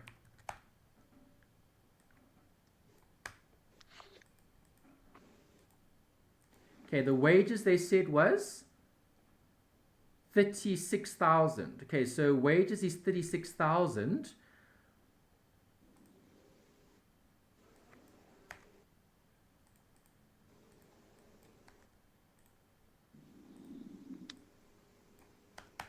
Okay, so if wages is 36,000, let's think about this. It would have been profit and loss, so it would have been closed off to profit and loss. So wages would have had a credit, profit and loss.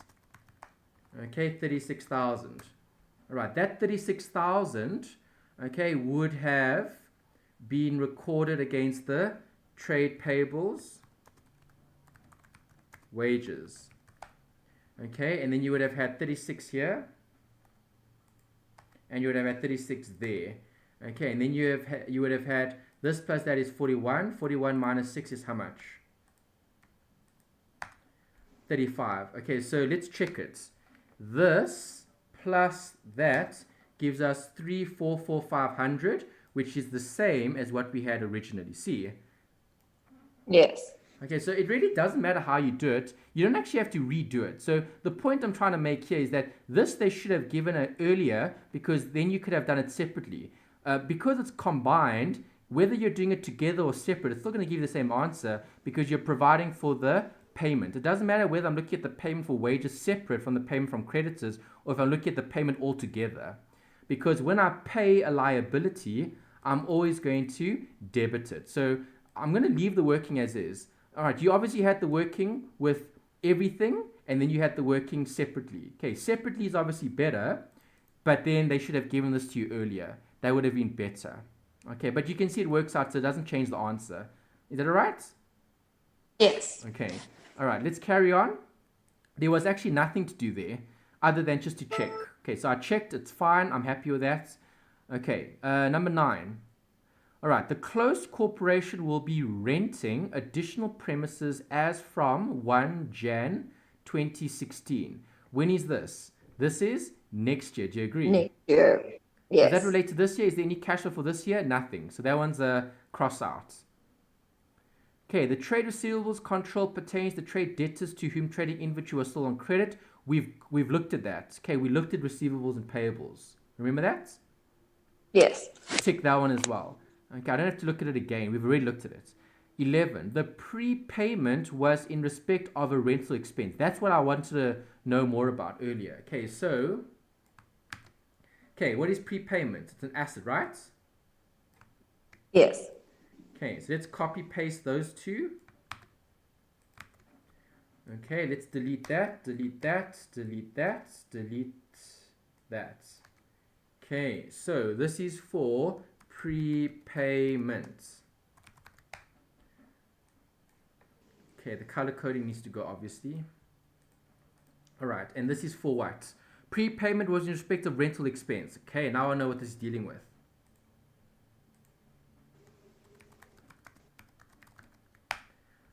Okay, which is included in the admin. Ooh, okay, so rent expense, bracket, part of admin. That's something to note. Okay, great. So I've read it, I understand it. I know I have a balance. Okay, for prepayment, I'll put them in. And then I know I have rent that I need to provide for. Okay, so I've read it. Let's go up. Okay, I'm looking for, nothing there. I'm looking for prepayment here. Where's it? Here. Prepayment, it was 0 and 2. Do you see that? Yes. 0, 2. Okay, I've got it. Let's go look at the rent now. Nothing there. Okay, where's the rent? Okay, the rent isn't separate. They said it's part of admin. So we're going to have to write admin. Admin was 20. Okay, so 20 on the face of the income statement. So you would have closed it to profit and loss. Okay, the rent would have gone to the prepayment account. Because this is the rent expense. So rent expense. Okay. How much is it going to be? It's going to be the 20,000.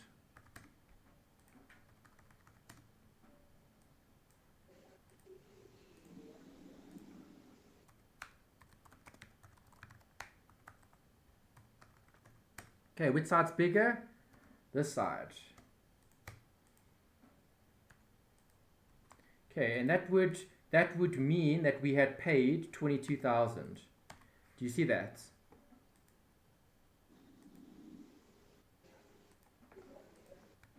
So we paid 20,000 for admin expenses, and on top of that, we paid another 2,000 for prepaid, like rental.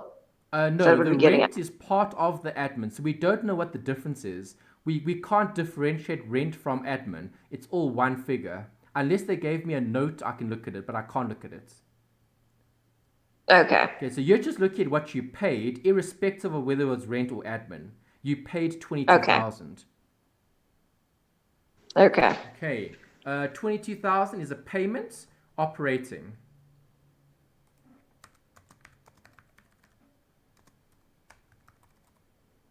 Yeah, but don't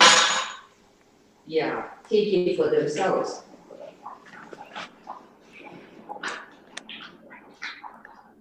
No, what we do, don't stress about it, but we do it one step at a time and sort of like escalate it.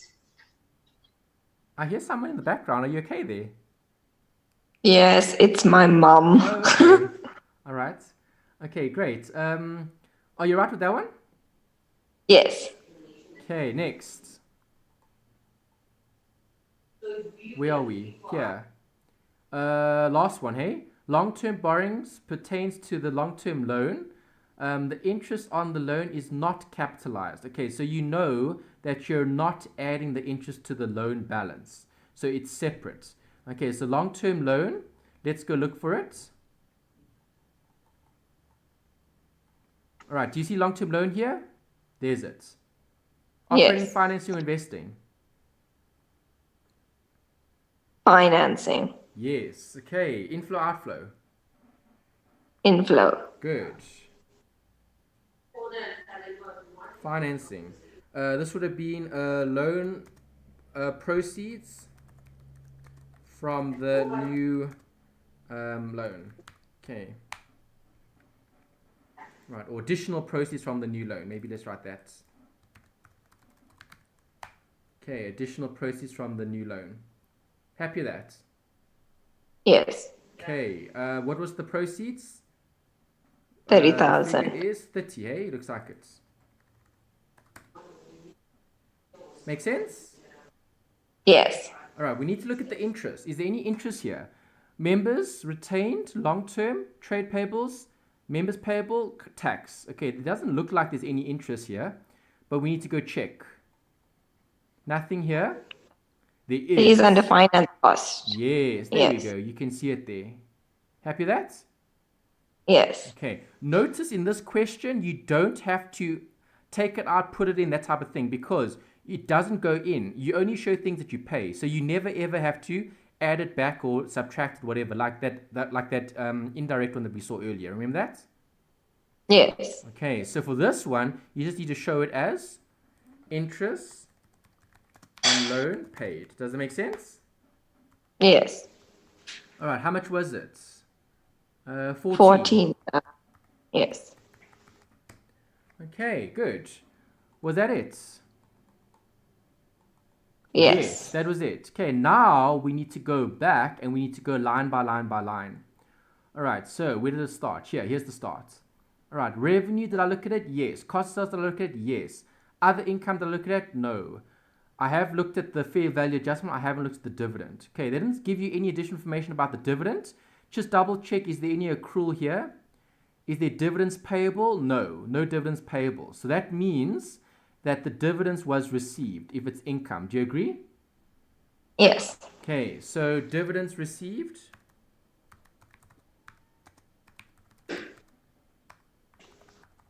How much? 13. Inflow. Make sense? Yes. Okay, that one we've looked at, that one we've looked at. Depreciation, never ever look at it for a direct method question. Salaries to members, have I looked at this? Let me see. No, I haven't. I looked at wages to the employees, but not to the members. Do you agree? Yes. Okay, so I need to add that. How much is it? What is it? 24. Yes. Okay, members' salaries. Okay, what else? Admin expense I did look at. Wages I did look at. Interest I did look at. Income tax I haven't looked at. Okay, there's tax paid. That's easy. Okay. Ooh, be careful. Tax should have a liability. I need to draw up a T account. Let's take one that has a a credit balance here.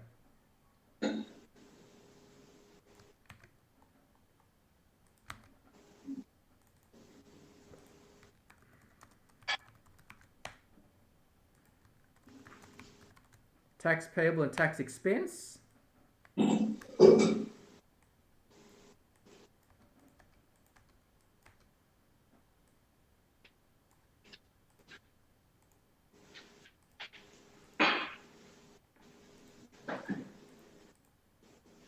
Okay, what is the tax expense? 36,000. Okay, so tax expense would have gone here.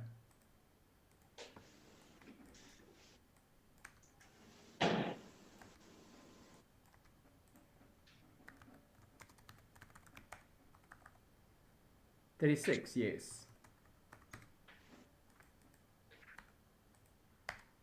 Okay, so this would be the tax expense. All right, and then we're recreating the account. Balances, I need to find that. Okay, we go search, look for it. Here, current tax payable, 11 and 9.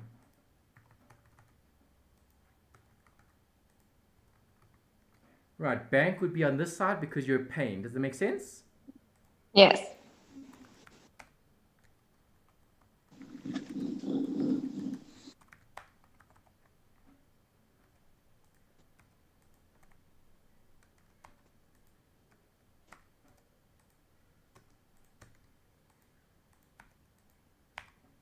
Okay, so 38,000 is the amount of tax that I've paid. All right, tax paid, we saw it earlier. I just need to go find it. Where did I write that? Here, tax paid. Okay, equals minus that figure. Where's my figure?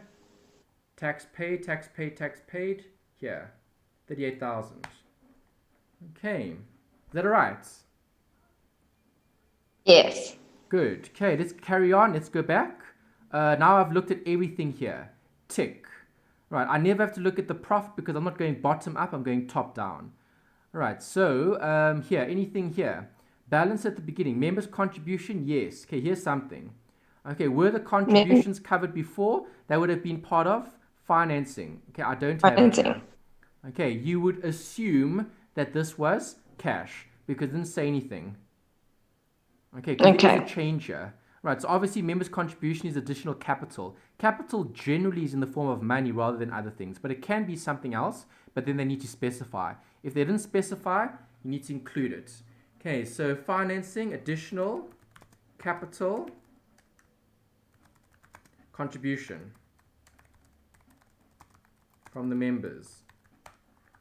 Okay, the additional capital, 20,000. That I've looked at. Retained earnings, I need to look at the distribution because that can be paid. Okay, was there a distribution payable? Yes, there was. Okay, so I need a T account for it. Okay, so taker liability account. Actually, we can take this one.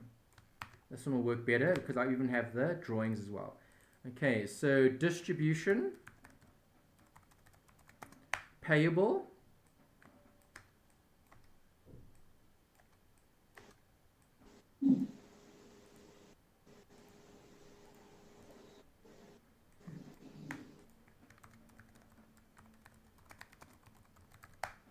Okay, the distribution payable. Okay, let's start with the distribution to members. 47,500.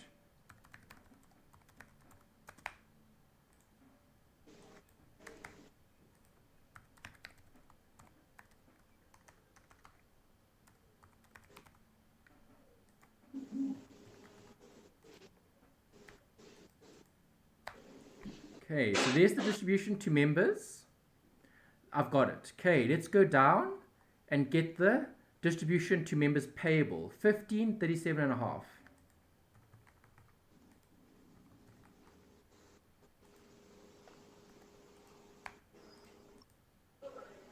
This side is bigger. All right, so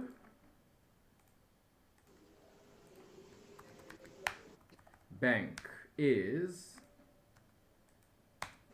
25,000. All right, does that make sense? Yes. Okay, so 25K is going to go operating, financing, investing, operating. Operating, because this is distribution of profit, and that you write down here. This is for a CC, hey, so members distribution.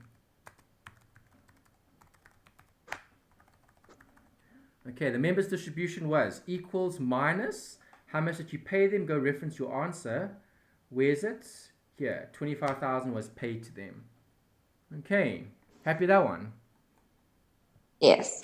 All right, so I've looked at that. Obviously, profit not relevant for direct. Okay, property, plant, and equipment. Did I look at that one? Let me go see. Don't think I did. We did. No, we didn't. I think we didn't look at land. We didn't look at property, plant, and equipment in total. Let's go to the notes. Machinery we did look at. Land we didn't look at. Okay, did the land change? No. No. So inflow, outflow, no flow. Yes. All right. Inventory, did I look at that? Yes. Yes, I did. Trade receivables, I think I did. Yes, I did. Prepayments, yes. Listed, yes. Cash and cash equivalents, no. Okay, cash at the beginning. What is the beginning? 7. 7. Cash at the end, 14. So the net movement would have been plus 7. Happy with that? Yes. Okay, what else? Members' contribution we did look at. That was this. We spoke about that. That's just the face of the statement of financial position. Retained earnings we didn't actually look at, but retained earnings would only be applicable for the distribution, which we have looked at. All right, so that one I don't actually have to look at. There won't be any bank in that column or in that working. Okay, long-term borrowings I did look at. Trade payables I did look at. That I did look at. That okay, we're done. Okay, was anything else? No. Yep, that's it. Okay, perfect. Let's check it. Ooh, big amounts here to add up. Okay, I'm going to move this across. I hope it doesn't change the top too much. Oh, it just makes it a bit bigger. Yeah, it's fine. Okay, there's a lot of workings here. I want to just stretch it across so you can see the workings. Okay, so this add up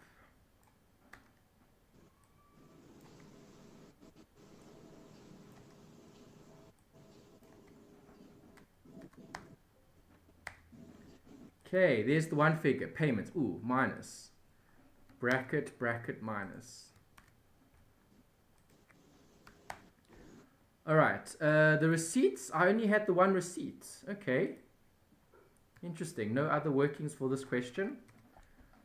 Okay, then you've got that figure, and then you need to add and subtract. Looks like the formula is updating itself. I hope it's correct. No, this doesn't look correct. 94 and then 93, that can't be right. Let's just double check. Add up that. Okay, is that correct? 94.5, yeah, that looks right. And then that one, adding up all of that, 3,500. Okay, we'll check just now and see. Okay, sum up.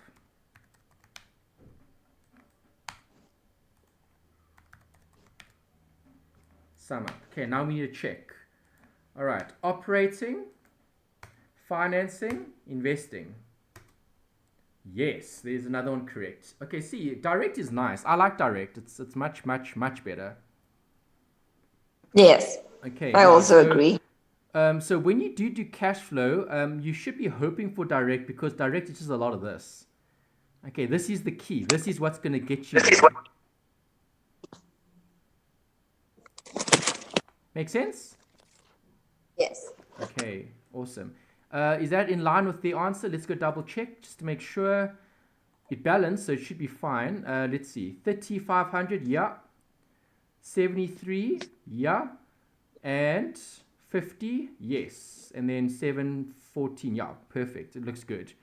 All right. Obviously, I don't know how their workings look like. Okay, their workings. Okay, they do the formula approach, the adding, subtracting, that type of thing. You can do it this way.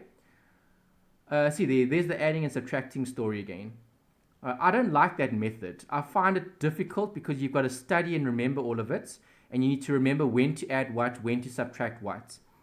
I much prefer the T accounts because then I don't have to study anything. I can just draw up the T accounts and then recreate them. I find that easier. So yeah, you can go through these workings. I mean, that's just another way of doing it. That's their way of doing it. It works out the same way. As long as you get to the same answer, no one's really going to mind which way you do it. Okay, whether it's formulas or whether it's T accounts, it's the same thing. Okay, and that's it. That covers all your content in terms of FAC 1601. There we go. That's the end. All right, last page. All right, so how are we feeling about content? Content-wise, we've covered everything that we need to. Obviously, I'm going to go through past papers and that with you. What I do want to do today is I want to go through that assignment again. Just these questions relating to cash flow. Okay, so I'm going to put a little note here, asterisks, cash flows, cash flow review, assignment 2. Okay, I remember You said there were some issues with the assignment that we didn't get full marks for it, so we need to review it and see where we made a mistake. I don't know, have they given Anthony, you a can we memo just have for a it yet? break for? Can we just have a break for 5 minutes? Oh, yes, of course, sure. Sorry about that. I'm No overdoing it. problem. Yeah, Just let's have a 5 break. minutes. No problem. Look at it. So, in terms of this question, this was 7, 8, 9, and 10, looking at Brilliant CC. Okay, what method did they want here? Cash generated from operations. They didn't specify. Oh, here, indirect method. Do you see that? Okay, so you could Yeah. use indirect or you could use direct. Either or would work because here they wanted cash generated from operations.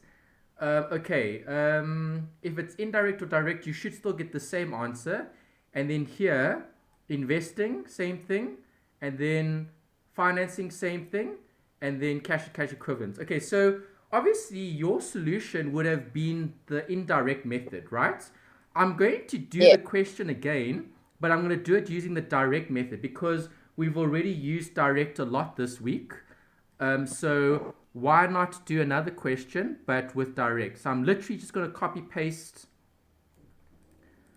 this, and then we can do another question. It won't take long because I think we're getting the hang of it, right? I'm sure you're feeling a bit better about cash flow now, right? Yes. Okay, it's actually not too bad. You just have to be careful. So I'm just going to put a note here, review. Okay, and then we can compare it. So I'm going to use direct because it's easier. Right, direct and indirect, it's the same thing. Okay, you'll still get the same answer, except the disclosure will be a bit different. All right, so for this question, I'm going to use direct so we can see what we get. Okay, that's all fine. Yeah, deleted everything there. Okay, and I'm just going to delete all this stuff.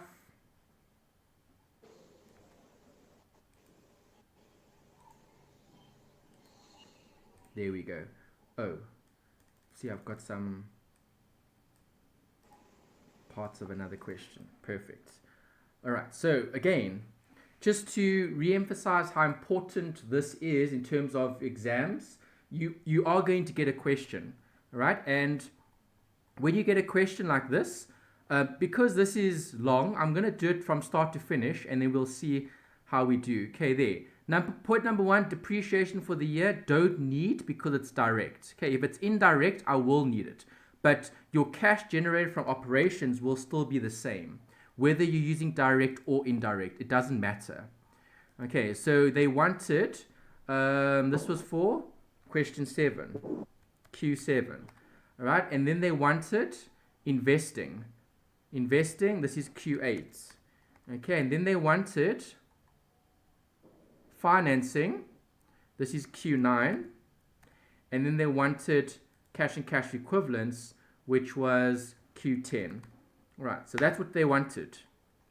Let's go and look at this question. If it was a direct question, which it could have been, you would have to look at this. Okay, so other income consists of 6,000 profit made on the sale of shares.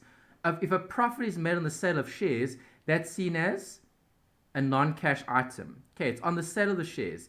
And dividends of 600. So when I sell the shares, I'm obviously making a profit. So you would have shares here. Well, I'm selling shares. So I don't know what they called it here. Let's go check it, and then we'll just write the name.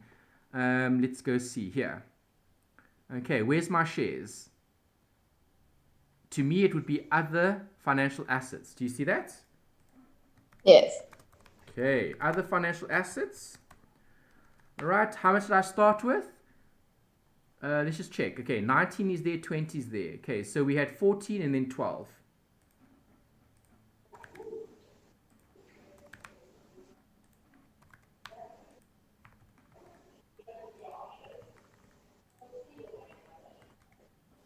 Okay, and then they told me that there was a profit on the sale. Is it here? Is it disclosed here? See, it's not disclosed here, but it's just an extract. Extract means some of it is not part of the actual question. Oh, actually, I can't do it direct because if I don't have all of it, it's probably not going to work out. Yes. That's the problem, yeah. So with direct, this won't work because it's extracted information. All right, so yeah, so I am going to have to do it indirect. Okay, so let's do it indirect. I'm not going to do it again. I'm just going to bring up that solution we had and then I'll compare it to what they've given. Let me just find it now. Where did I put the assignment? I think it might even be in the same page. No, it's not. It's a different file. Okay. Actually, do you mind doing it again? Would you mind? Or We can do it again. you want to do it again? Yeah. Okay, let's go for it. All right, so direct is going to change the disclosure at the top just to get that template. Okay, we started with direct here. That's what I need. Okay, actually, let me just take that bit. We'll add lines if we need more lines. Oops. There, that's the right one. Okay, I need to paste that there. Okay, and then I'm going to have to put a total column. Cash generated from operations. Let's move it down a bit. Okay, if we need more lines, I'll add more lines. Maybe I should actually. I do suspect I'll need more lines.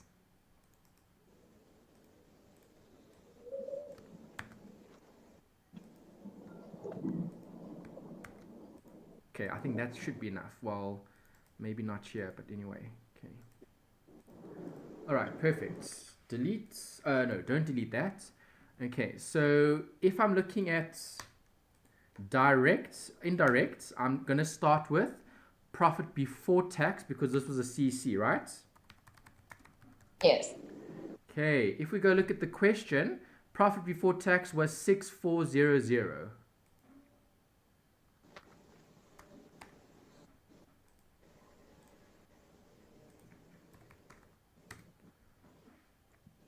Okay, adjustments obviously will be provided for. Profit before tax, that's the point. Okay, good. All right, then we need to look at depreciation. Add back depreciation. Okay, depreciation was 2,700 added back. Yes. Okay, what else do we have? We've got. Let The me actually put profit, this in you another have column, to. just so I can reference it later. All right, other income consists of 6,000 profit made on the sale of the JSC. So that's profit. If it's a profit, it needs to come out. Okay, so Yes. depreciation, we added it back. Okay, this profit on the sale of shares would be, if it's a profit, it's It's a minus. the adjustment will be a minus, but it's a profit. So the profit would have been part of the profit before tax. Okay, you're adjusting for the profit, so remove it. So in other words, decrease or remove. Okay, the profit on sale is going to come out minus 6,000. Okay, and dividend income of 600. Okay, 600, because this is dividend income, it would just be under there, dividend income, or dividend, let's say dividend received. Okay, was there any dividend here? No. Was there any dividend here? Dividends payable, dividends not paid? No. Okay, so you would assume that was paid. Dividends received was 600 plus 600. Okay, that's an inflow. Okay, that dividend, would that dividend have been part of the profit before tax? Yes. Okay, Yes. so the profit before tax, 6,400, would be subtracted from that figure. Okay, because you're showing it separate. Right, no other investments were made during the year. No other investments were made during the year. So we had other assets and it decreased. Remember we saw that? So the other financial assets decreased. That means you received money. That would have been part of investing. Proceeds from the maturity of the investments or financial assets. Okay, it went down by 2. So you would have credited and then you would have debited. So bank would have gone up by 2. Okay. An interim profit distribution of 2.8 was paid during the year. It's interim. Interim would have been paid, so that's the part of the profit that's distributed. So distribution to members. Okay, 2,800. Additional members' contributions were made in cash. Okay, additional members' contribution. Here, members' contribution, 47.2 to 52. Okay, so members' contribution is financing.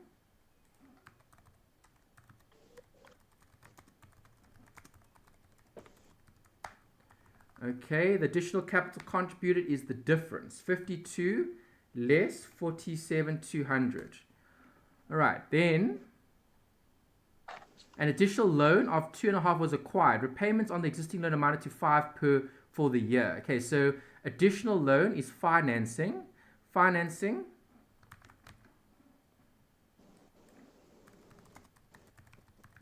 Additional loan proceeds, 2.5. Okay, and they said repayments on the existing loan amounted to 500 for the year. Okay, so let's go back here. Let's just have a look at the loan. The long-term loan. If I add 2.5 here, what do I get? No. If I add 2, okay, if I add 2 here, this works out. That's 2. So the 2.5, the long-term borrowing, I see the long-term borrowing here is 4.2 and 6.2. So that's obviously 2,000. Yes. Here they said, let's just see, an additional long-term loan of 2.5 was acquired. Repayments of the existing loan. Okay, the repayment is the 500, so you're minusing the 500. So that's correct. Okay, payment of the loan. Okay, that would have been minus 5. Okay, so we've read that one. No property, plant, equipment was sold during the year. One computer had been replaced and was paid for in cash. Okay, so no PPE was sold, so no disposal, but there was a purchase. So investing, purchase, new, what is it? New computer. Okay, the new computer purchase was, let's go check. This was for what? Property, plant, and equipment, PPE. Okay, so PPE, property, plant, and equipment here, 4,000. Okay, that would have been purchase, so minus. All right, what else do we have? Brilliant CC used indirect method, fine. Okay, then we need to go back and we need to look at other line items that we haven't looked at yet. Okay, PPE I've looked at, inventory I haven't. Okay, so inventory will be here. Inventory went up. Yeah, up. Increase in inventory, so it's going to be a minus the difference. What's the difference? Okay, so minus 12,400 plus 10,200 is minus 22. Okay, the trade receivables, did it go up or down? It went down. Down.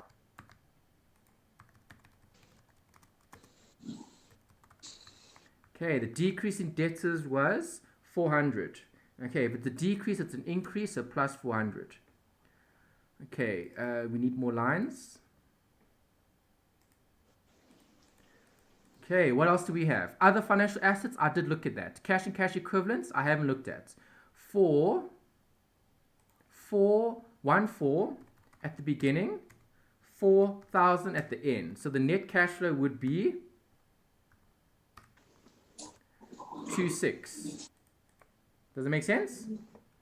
Yes. Okay, then you've got total equity, members' contribution, we did look at. Retained earnings, no movement there.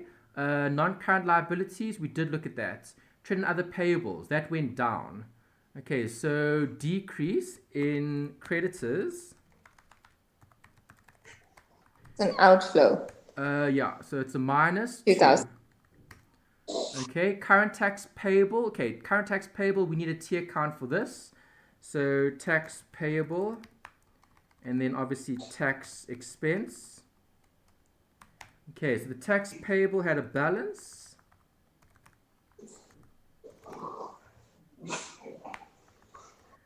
The tax payable started at 2,000 and it ended at 2,146.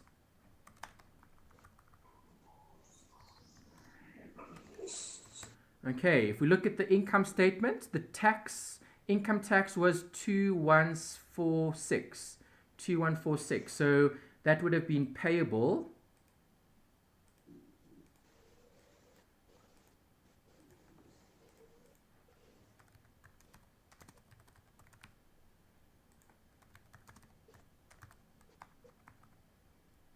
$2,146, and then we would add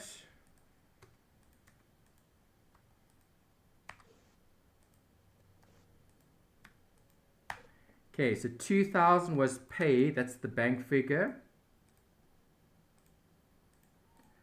All right, generated from operations here, tax paid 2,000 minus 2,000.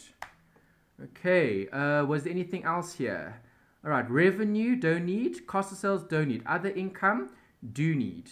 Okay, but other income, oh, that would have been part of the profit, don't need. Okay, because we're adjusting. Distribution and admin, don't need. Finance costs we do need. Okay, this was plus 400. So we need to take it out because we're showing it separate. So interest, expense, or paid. Okay, we paid 400, so minus 400.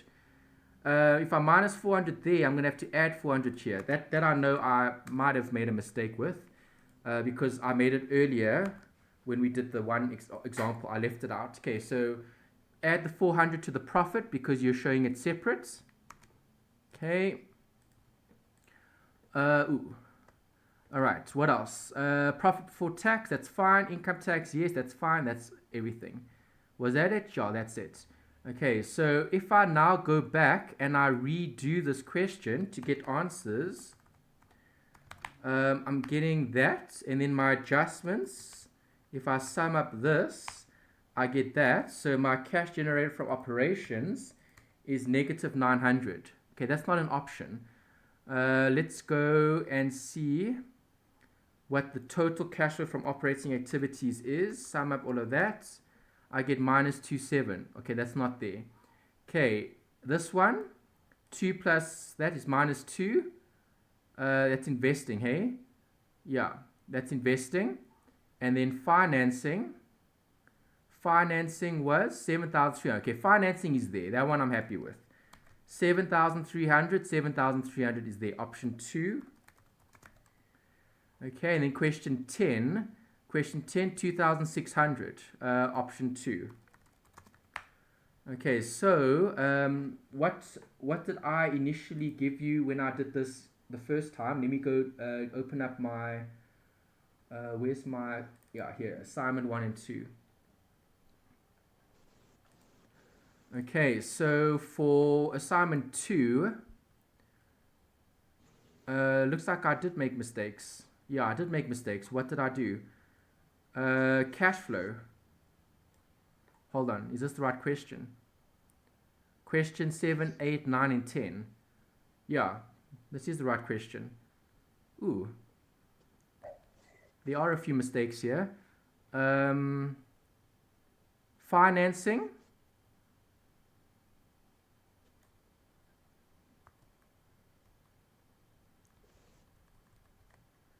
Financing.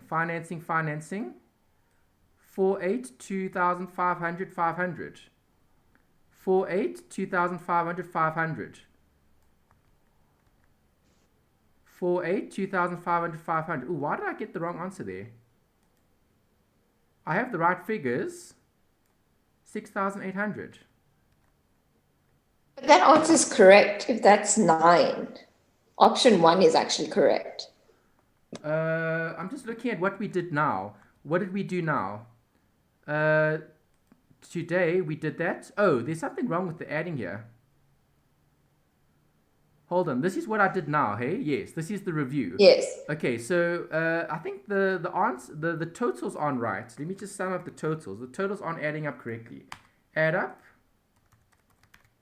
Add up. Yeah, that's fine.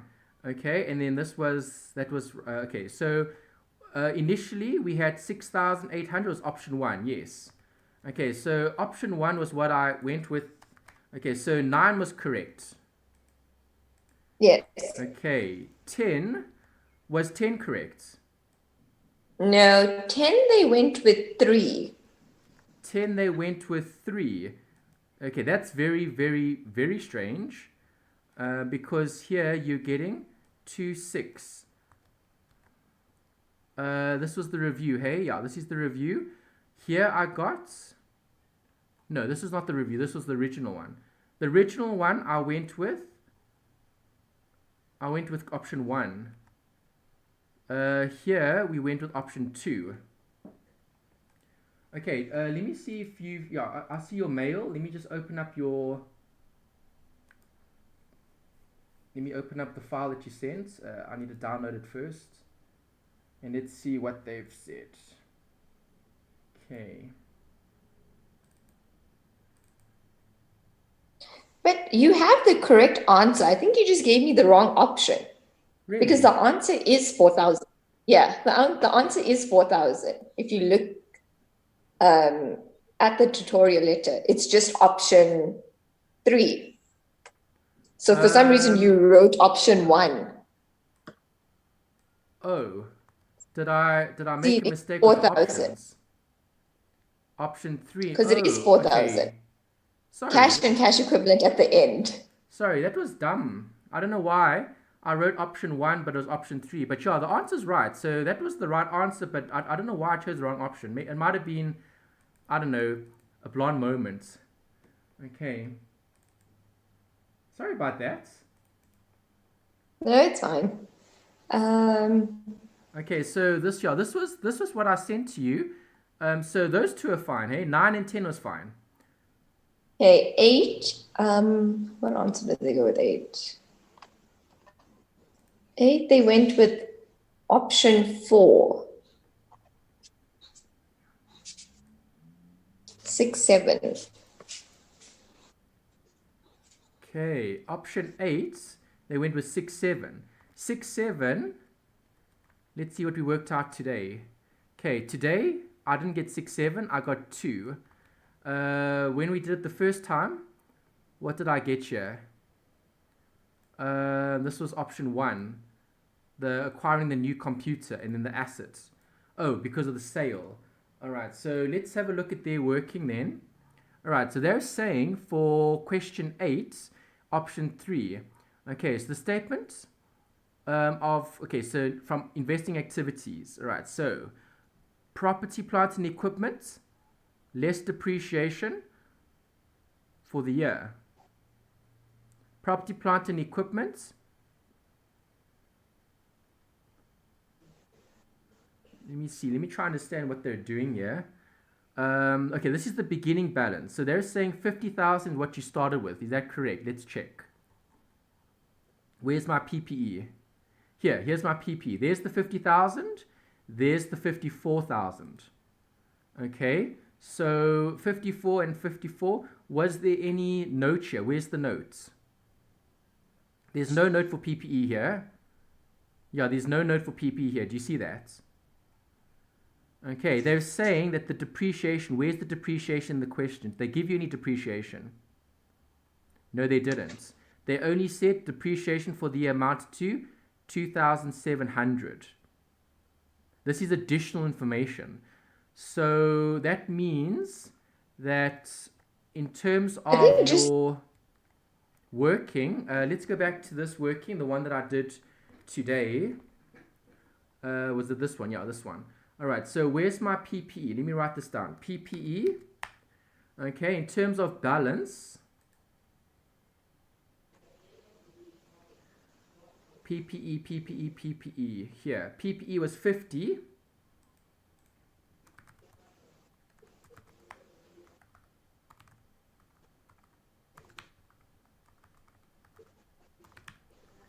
Okay, the balance was 50 and then 54. Okay, but remember PPE is looking at the carrying value. Right, so if that's the carrying value, then you're looking at the 50 and the 54 being the carrying value, meaning you would have added your purchases and you would have subtracted your depreciation. So if I'm looking at PPE at carrying value, then I would have had depreciation here of 27 for the year, because that's all they gave me, right? Yeah, nothing Yes. there. That was the only thing they gave me. What else did they say about PPE here? Was there anything? There, no property, plant, and equipment was sold during the year. One computer had been replaced and was paid for in cash. Okay, so if you put that in like that, then I've got this plus that. Oh, okay, then that does make sense. Okay, yeah, so I do agree that was incorrect. Okay, I should have drawn up the carrying value amount. Okay, I just looked at that as being the costs. All right, so because they said this was the PPE, PPE is at carrying value. So because there's that carrying value, then you have to bring in the depreciation because you work out how much was purchased. And then obviously this minus that gives you 67. Yeah, okay, fine. I agree. Okay, that one does need to be corrected. So your proceeds from the new computer purchased, it would be this answer. All right, that would be the right answer for that. And then this plus that gives you minus 47. And I think minus 47 was what they said you had to get. No, No. they didn't. So where is their proceeds from the maturity of the fixed assets? Where's that? That they didn't show here. Investing. If we go back to the question said, where's that note about the other income here? Where is it? There, other financial assets, 2,000. It's subtracted, right? So if it's subtracted, there was a maturity, right? There Yes. was no increase in the value of the profit, right? Yeah, I didn't see anything about that. See, there's nothing about other assets here. It might have been this though, but that's what we spoke about here when I went to my working. Yeah, this is the working. Okay, when we looked at the maturity of the assets, that's what I drew. Okay, so other financial assets, you had 14, you had 2, there were proceeds from the maturity, and that's what I had here in the original one as well, didn't I? Let's check. Yes, I did, but here I assume other financial assets are investments, financial assets maturing. Here I actually had 8 instead of 2 because I said the sale of the shares, there was a profit of 6. So if you made a profit of 6, the proceeds were 8. Let's go check that. Other income consists of a 6,000 Rand profit made on the sale of the shares. And the sale of the shares, they didn't give you shares separately here. Okay, so I looked at that. Okay, so if there's a profit on the sale of the shares, let me try to do this. Okay, so there's a profit. Profit on sale would be what? Income. So profit on sale. Profit on sale is 6.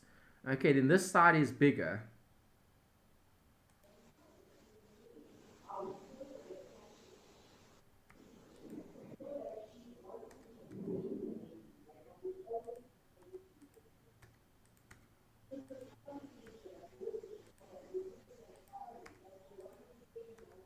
This minus that. Yeah, that was my interpretation. That's how I interpreted it the first time I did it, because then this was the bank, which was the proceeds from the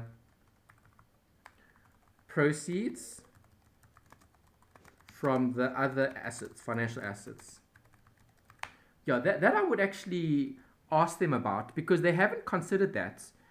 Because obviously, if you're looking at the movement in the assets, they told you this was a profit made on the sale of the shares. See that?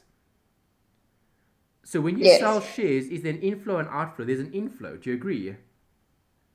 Yes. Okay, and here they don't show that. They only show the land and buildings. Question 8. Yeah, so I would ask them about that. Why don't they show the sale of the shares? Okay, so I'm going to leave this here. I'm going to highlight it. Okay, so I do understand how they got the 6,700. That I agree.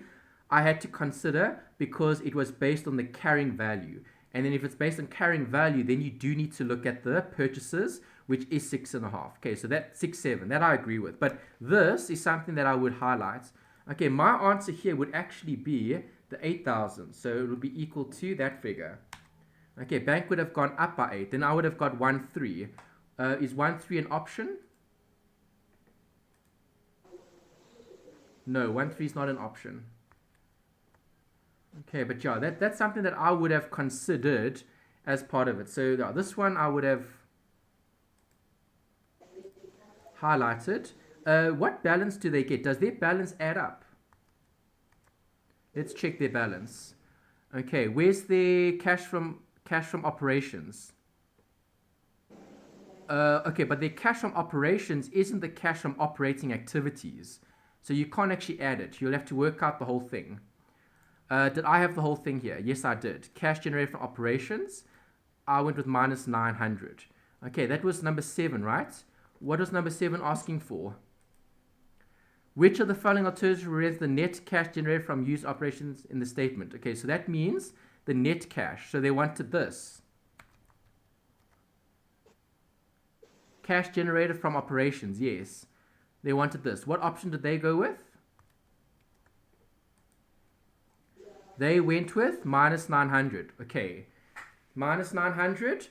Minus 900. Okay, I got it right this time. I think it was the first time round. I think it was this. The 400 I think I missed. Let me check it. What did I have initially? Here. Oh, okay, I did have the interest. I did add back the depreciation. What did I leave out? Minus 7100. Minus 7100. That's right. Profit before tax. Oh. I see. Okay. Okay, so when I gave you this solution, okay, this was my first answer. That was the problem. Okay, this was also a blonde error, blonde mistake. Okay, I used profit for the year. Problem. Should have used profit before tax. Okay, that I agree, that was incorrect. Okay. Profit before tax. All right, yeah, so that one is my mistake. Okay, I made a mistake here by making an error with the profit for the year. I inserted the wrong figure. Everything else is fine. Yeah, dumb mistake. Profit for the year instead of profit before tax. Okay, I've done it again now. Okay, when I did it today with you again, obviously profit before tax was what I inserted. So that was the problem. Okay, so this I agree. Okay, was incorrect. Okay, should have used profit before tax. And then I agree with them. Answer was, or is, what is the option? Option number 3. No. Option number 3, 2.5. It has, yeah.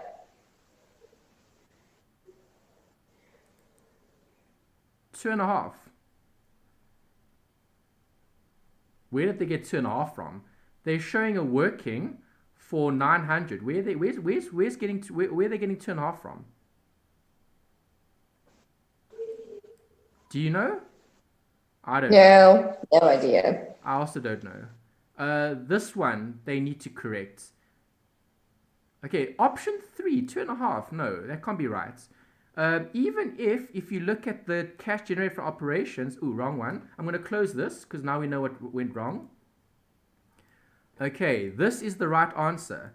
If they wanted that, 2.7 is the cash flow from operating activities. But that's also not right. That's 2,500. cash generated from operating activity should be 27. Let's see if it works out. 54. So it's operating plus investing plus financing is 54. I think this one was wrong, hey? Oh, let's insert their figure. What was their figure? Question 8. They wanted us to go with 6,700. Yeah. Not Minus. 1,300. So if we go with 6, so if I make this 0, what do we get? Ah, we do get it. Okay, there. All right, so let me subtract that. Okay, I'm going to copy paste this. Copy, create, new book. Okay. All right. So if you make this 0, all right, and you make this 6,700, which is what they're saying that you should have. Okay. Obviously, question 8 is a problem. Okay, this is a note. Okay, why don't we include the proceeds from the sale of the shares? Okay, that's something that I would have wanted to include, but they obviously didn't include it, and that was based on this working here. All right, if they're saying that that question, what was this number? Question 7. Okay, their question 7, you can raise this with them. Question 7 was asking you to find which of the following alternatives represents the net cash generated from or used in operations. Do you see that? Yes. Okay, their option should be 900. That you need to query with them. Question 7, if they're asking about the cash generated from operations, which is what they say they are, cash from operations. Okay, then you should have an option, for minus 900. Okay, if they're not wanting that and they're wanting this, cash flow from operating activities, then the answer is negative 27, not negative, what is the answer here? Not 2,500. Do you see that? Yes. Okay. So they do have the whole thing. Sorry? At the bottom. Do they give the whole thing If at you the bottom? go, yeah. Where? Here. There, like in 10. Okay, so 6.7, 6.8. 6.8 I agree with. 4,000 I agree with. But then does this add up?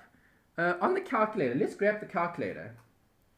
On your calculator, 2,500 minus 6,700 plus 6,800 gives me 2,600. It does work. 2,500. Why am I getting... let me check it here. This is the old one. Delete. Here, this is the new one. Okay. Yeah, this is what I'm getting 2,600. There's the 2,600. There's the 2,600. Okay, let me work it out. Cash flow from operating, that one, plus that one, plus that one equals... Oh, but this is minus. That's the minus. Okay, here. Okay, so let's look at the... Ooh, I'm going to have to move it up instead of down. Can we see that? Yeah, kind of. Yeah, we can see that. Alright, so there's the minus 900. Then you've got minus 4, I agree. Minus 2, I agree. Distribution to members, minus 8. Oh. Okay. Minus 2,800. There we go. Didn't have that in my initial answer. Gives you that. And then what else do they have? Plus 6, I've got that. And then you've got proceeds from the sale of financial assets. Oh, okay, there's the 800. Now we know the answer. All right, so remember I was saying, well, why don't they show the proceeds here? Okay, I see they've showed it as short term. And I think it's because they said held for trading. I think that's why. All right, so the 8,000 was fine, but the 8,000 needs to go here. Okay, so then I'll agree with their solution because it is short term. It does make sense. Okay, but short term, it would be classified here rather than there. Okay, I had shown it there rather than here. Okay, that was the problem. Okay, so yeah, agree. 8,000 here. Then you get 2.5. Then everything works out. Yeah. Okay, so yeah, I do agree with the solution. This is fine. Okay, they've done it correctly. Happy with that. Okay, yeah. So yeah. So the mistakes that I had made, disclosure-wise, I had put the 8,000 here instead of there because of short term. They've put that there, and then the other silly mistake was the profit before tax instead of profit after tax. Yeah, those were the two things. Right. Yeah, I don't know what happened there. That was a blonde moment, choosing the wrong option. You had the right answer, just I don't know why I had option 1 instead of option 2. That was odd. Okay, maybe I didn't read the question properly or just was rushing or something. But anyway, okay, so yeah, those two are fine. It was just those two that needed fixing. Okay, but yeah, so just note those errors in terms of profit before tax.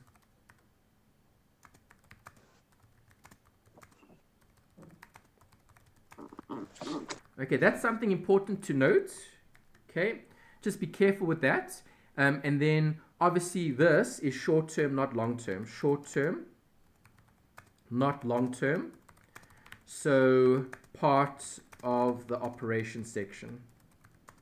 Okay, that was a bit of a curveball. All right, so yeah. Okay, so I'm content that their solution's correct. Yeah, nothing wrong with. Ooh, don't save. Okay, nothing wrong with what they've got there. Just problem with this. Okay, when I had done it, and problem with that. Okay, it was there, but just in the wrong place. Okay, is that all right? Yes. Okay, perfect. All right, let's save that. Was this a separate file? Oh yeah, okay, I'm gonna have to save it later. Let me save. Where's my other file? Oh, I think I closed it. Okay, but yeah. I hope it's saved actually, the workings. All right. Okay, is that all right? Cheryl, okay for this week? Yes. Okay, let me see. Ooh.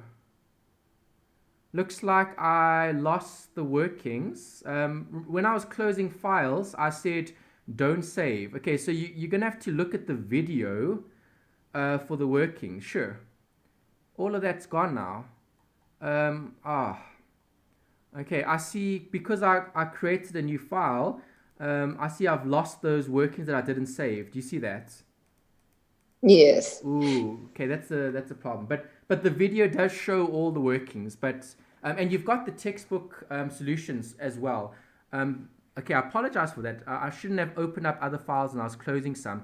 I see I lost my saved workings. Okay, but luckily, at least we have the workings in terms of the video, so that does help. Okay, just sorry, I can't email you this because it's going to be the same as last week. Yeah, that was what we had done last week. Okay, yeah. Sorry about that. Is that okay if I just send you the video instead? Yeah, that's fine. Okay, so I lost the workings when I was closing files. I said don't save. I thought that was for the assignment, but looks like I've closed the wrong file. Okay, but yeah.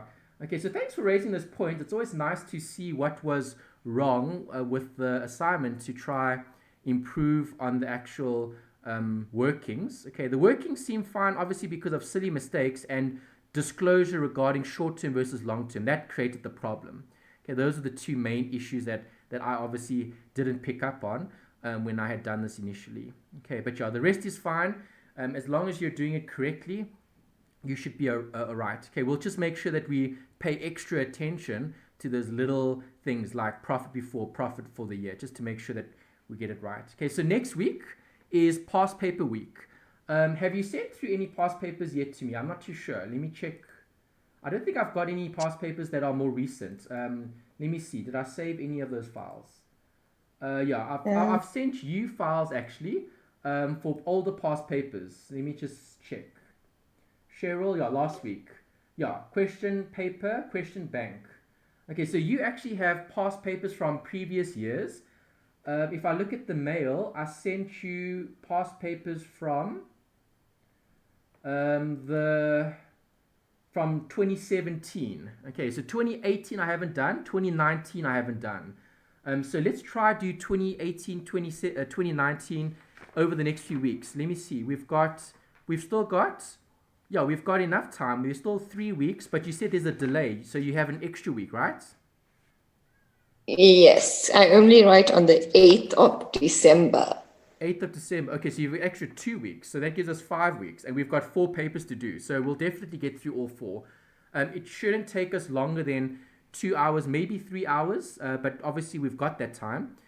I'm going to do the first few with you. But I'm going to ask you to try do some of it. Okay, so you don't have to send it to me now. But you can send it to me either on the day or before. It's up to you. That's fine. But I'm going to go through the first paper in detail from start to finish. Okay, if you can do some of the questions, please try do it ahead of time, and then you can just mark it when I'm going through it, because that helps. For example, when we did cash flows earlier today and you had done 9.4, a lot of it you actually knew. It was just one or two things that you weren't sure about, which was Yes, that what is it, the 41,000, if I remember correctly. yes, the tax. Yes, those little things. Okay, so please Yes. try that. Do that for the most recent exam. So the most recent exam that you do, have they posted 2020? Have they posted last semester's paper? They They only haven't. gave us 3, and that was second semester for 2018 and both exams for last year. Yes. Okay, that's all they've given you. They've only given you 3. That's odd.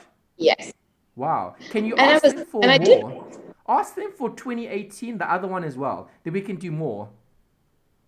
If you Okay. can. Someone might even have it. If you post on the group, they might have it. So maybe see if someone else maybe has it from previous years. Okay, I Okay. will. All right, but I yeah. just asked you if you had assignments from the previous years. Oh, okay. If You want those then as that. well. Yes, just because I really feel like they're going to go according to the assignment for Yes. multiple choice. Okay. No problem. I will send it. Sorry, I think I forgot to do that last week. I remember you mentioning that. I only sent the past papers. I forgot to send old study guides. Okay, so I'll do that now. I'll end and then I'll send some. I'll send the ones I Of the have. assignment. Yeah, I'll Yes, send the please. sums that I have, and then you can maybe have a look at them as practice. That's a good idea, actually. Because I really think it's going to be similar because I know I'm not going to get like a whole cash flow. They're probably going to break it up like how they did for the assignment. Okay, but remember, even To if they do test. break it up, you would still do the whole thing. I mean, like how we did it Yes, now, we did the whole thing. yes, Okay, here I yes. did the whole thing, and then I just chose the options. It's better to do the whole thing, actually, because then you can check this bit here. The last bit. Okay. Yes. Okay, because now it balances. That was what I was trying to get it to balance the first time, and then obviously deciding on which answers to go with. Yeah. Okay. Okay. Perfect. All right, Cheryl. So next week is past paper week. Try do the most recent 2019 paper, the October November one. See how much of it you Okay. can do. Maybe go back and do some revision. If you need to use your notes and your books for now, that's fine. I mean, it is going to be open book anyway, so you do have that luxury that you can use your material. But try do as many of the questions as you can. So within the next week, try do all of the questions if you can. If you can't, do as much as you can, and then leave some of them that you don't want to do for next week. I'm going to go through all of it, and we'll generate solutions for those past papers. Okay, sound good? Okay. Yes.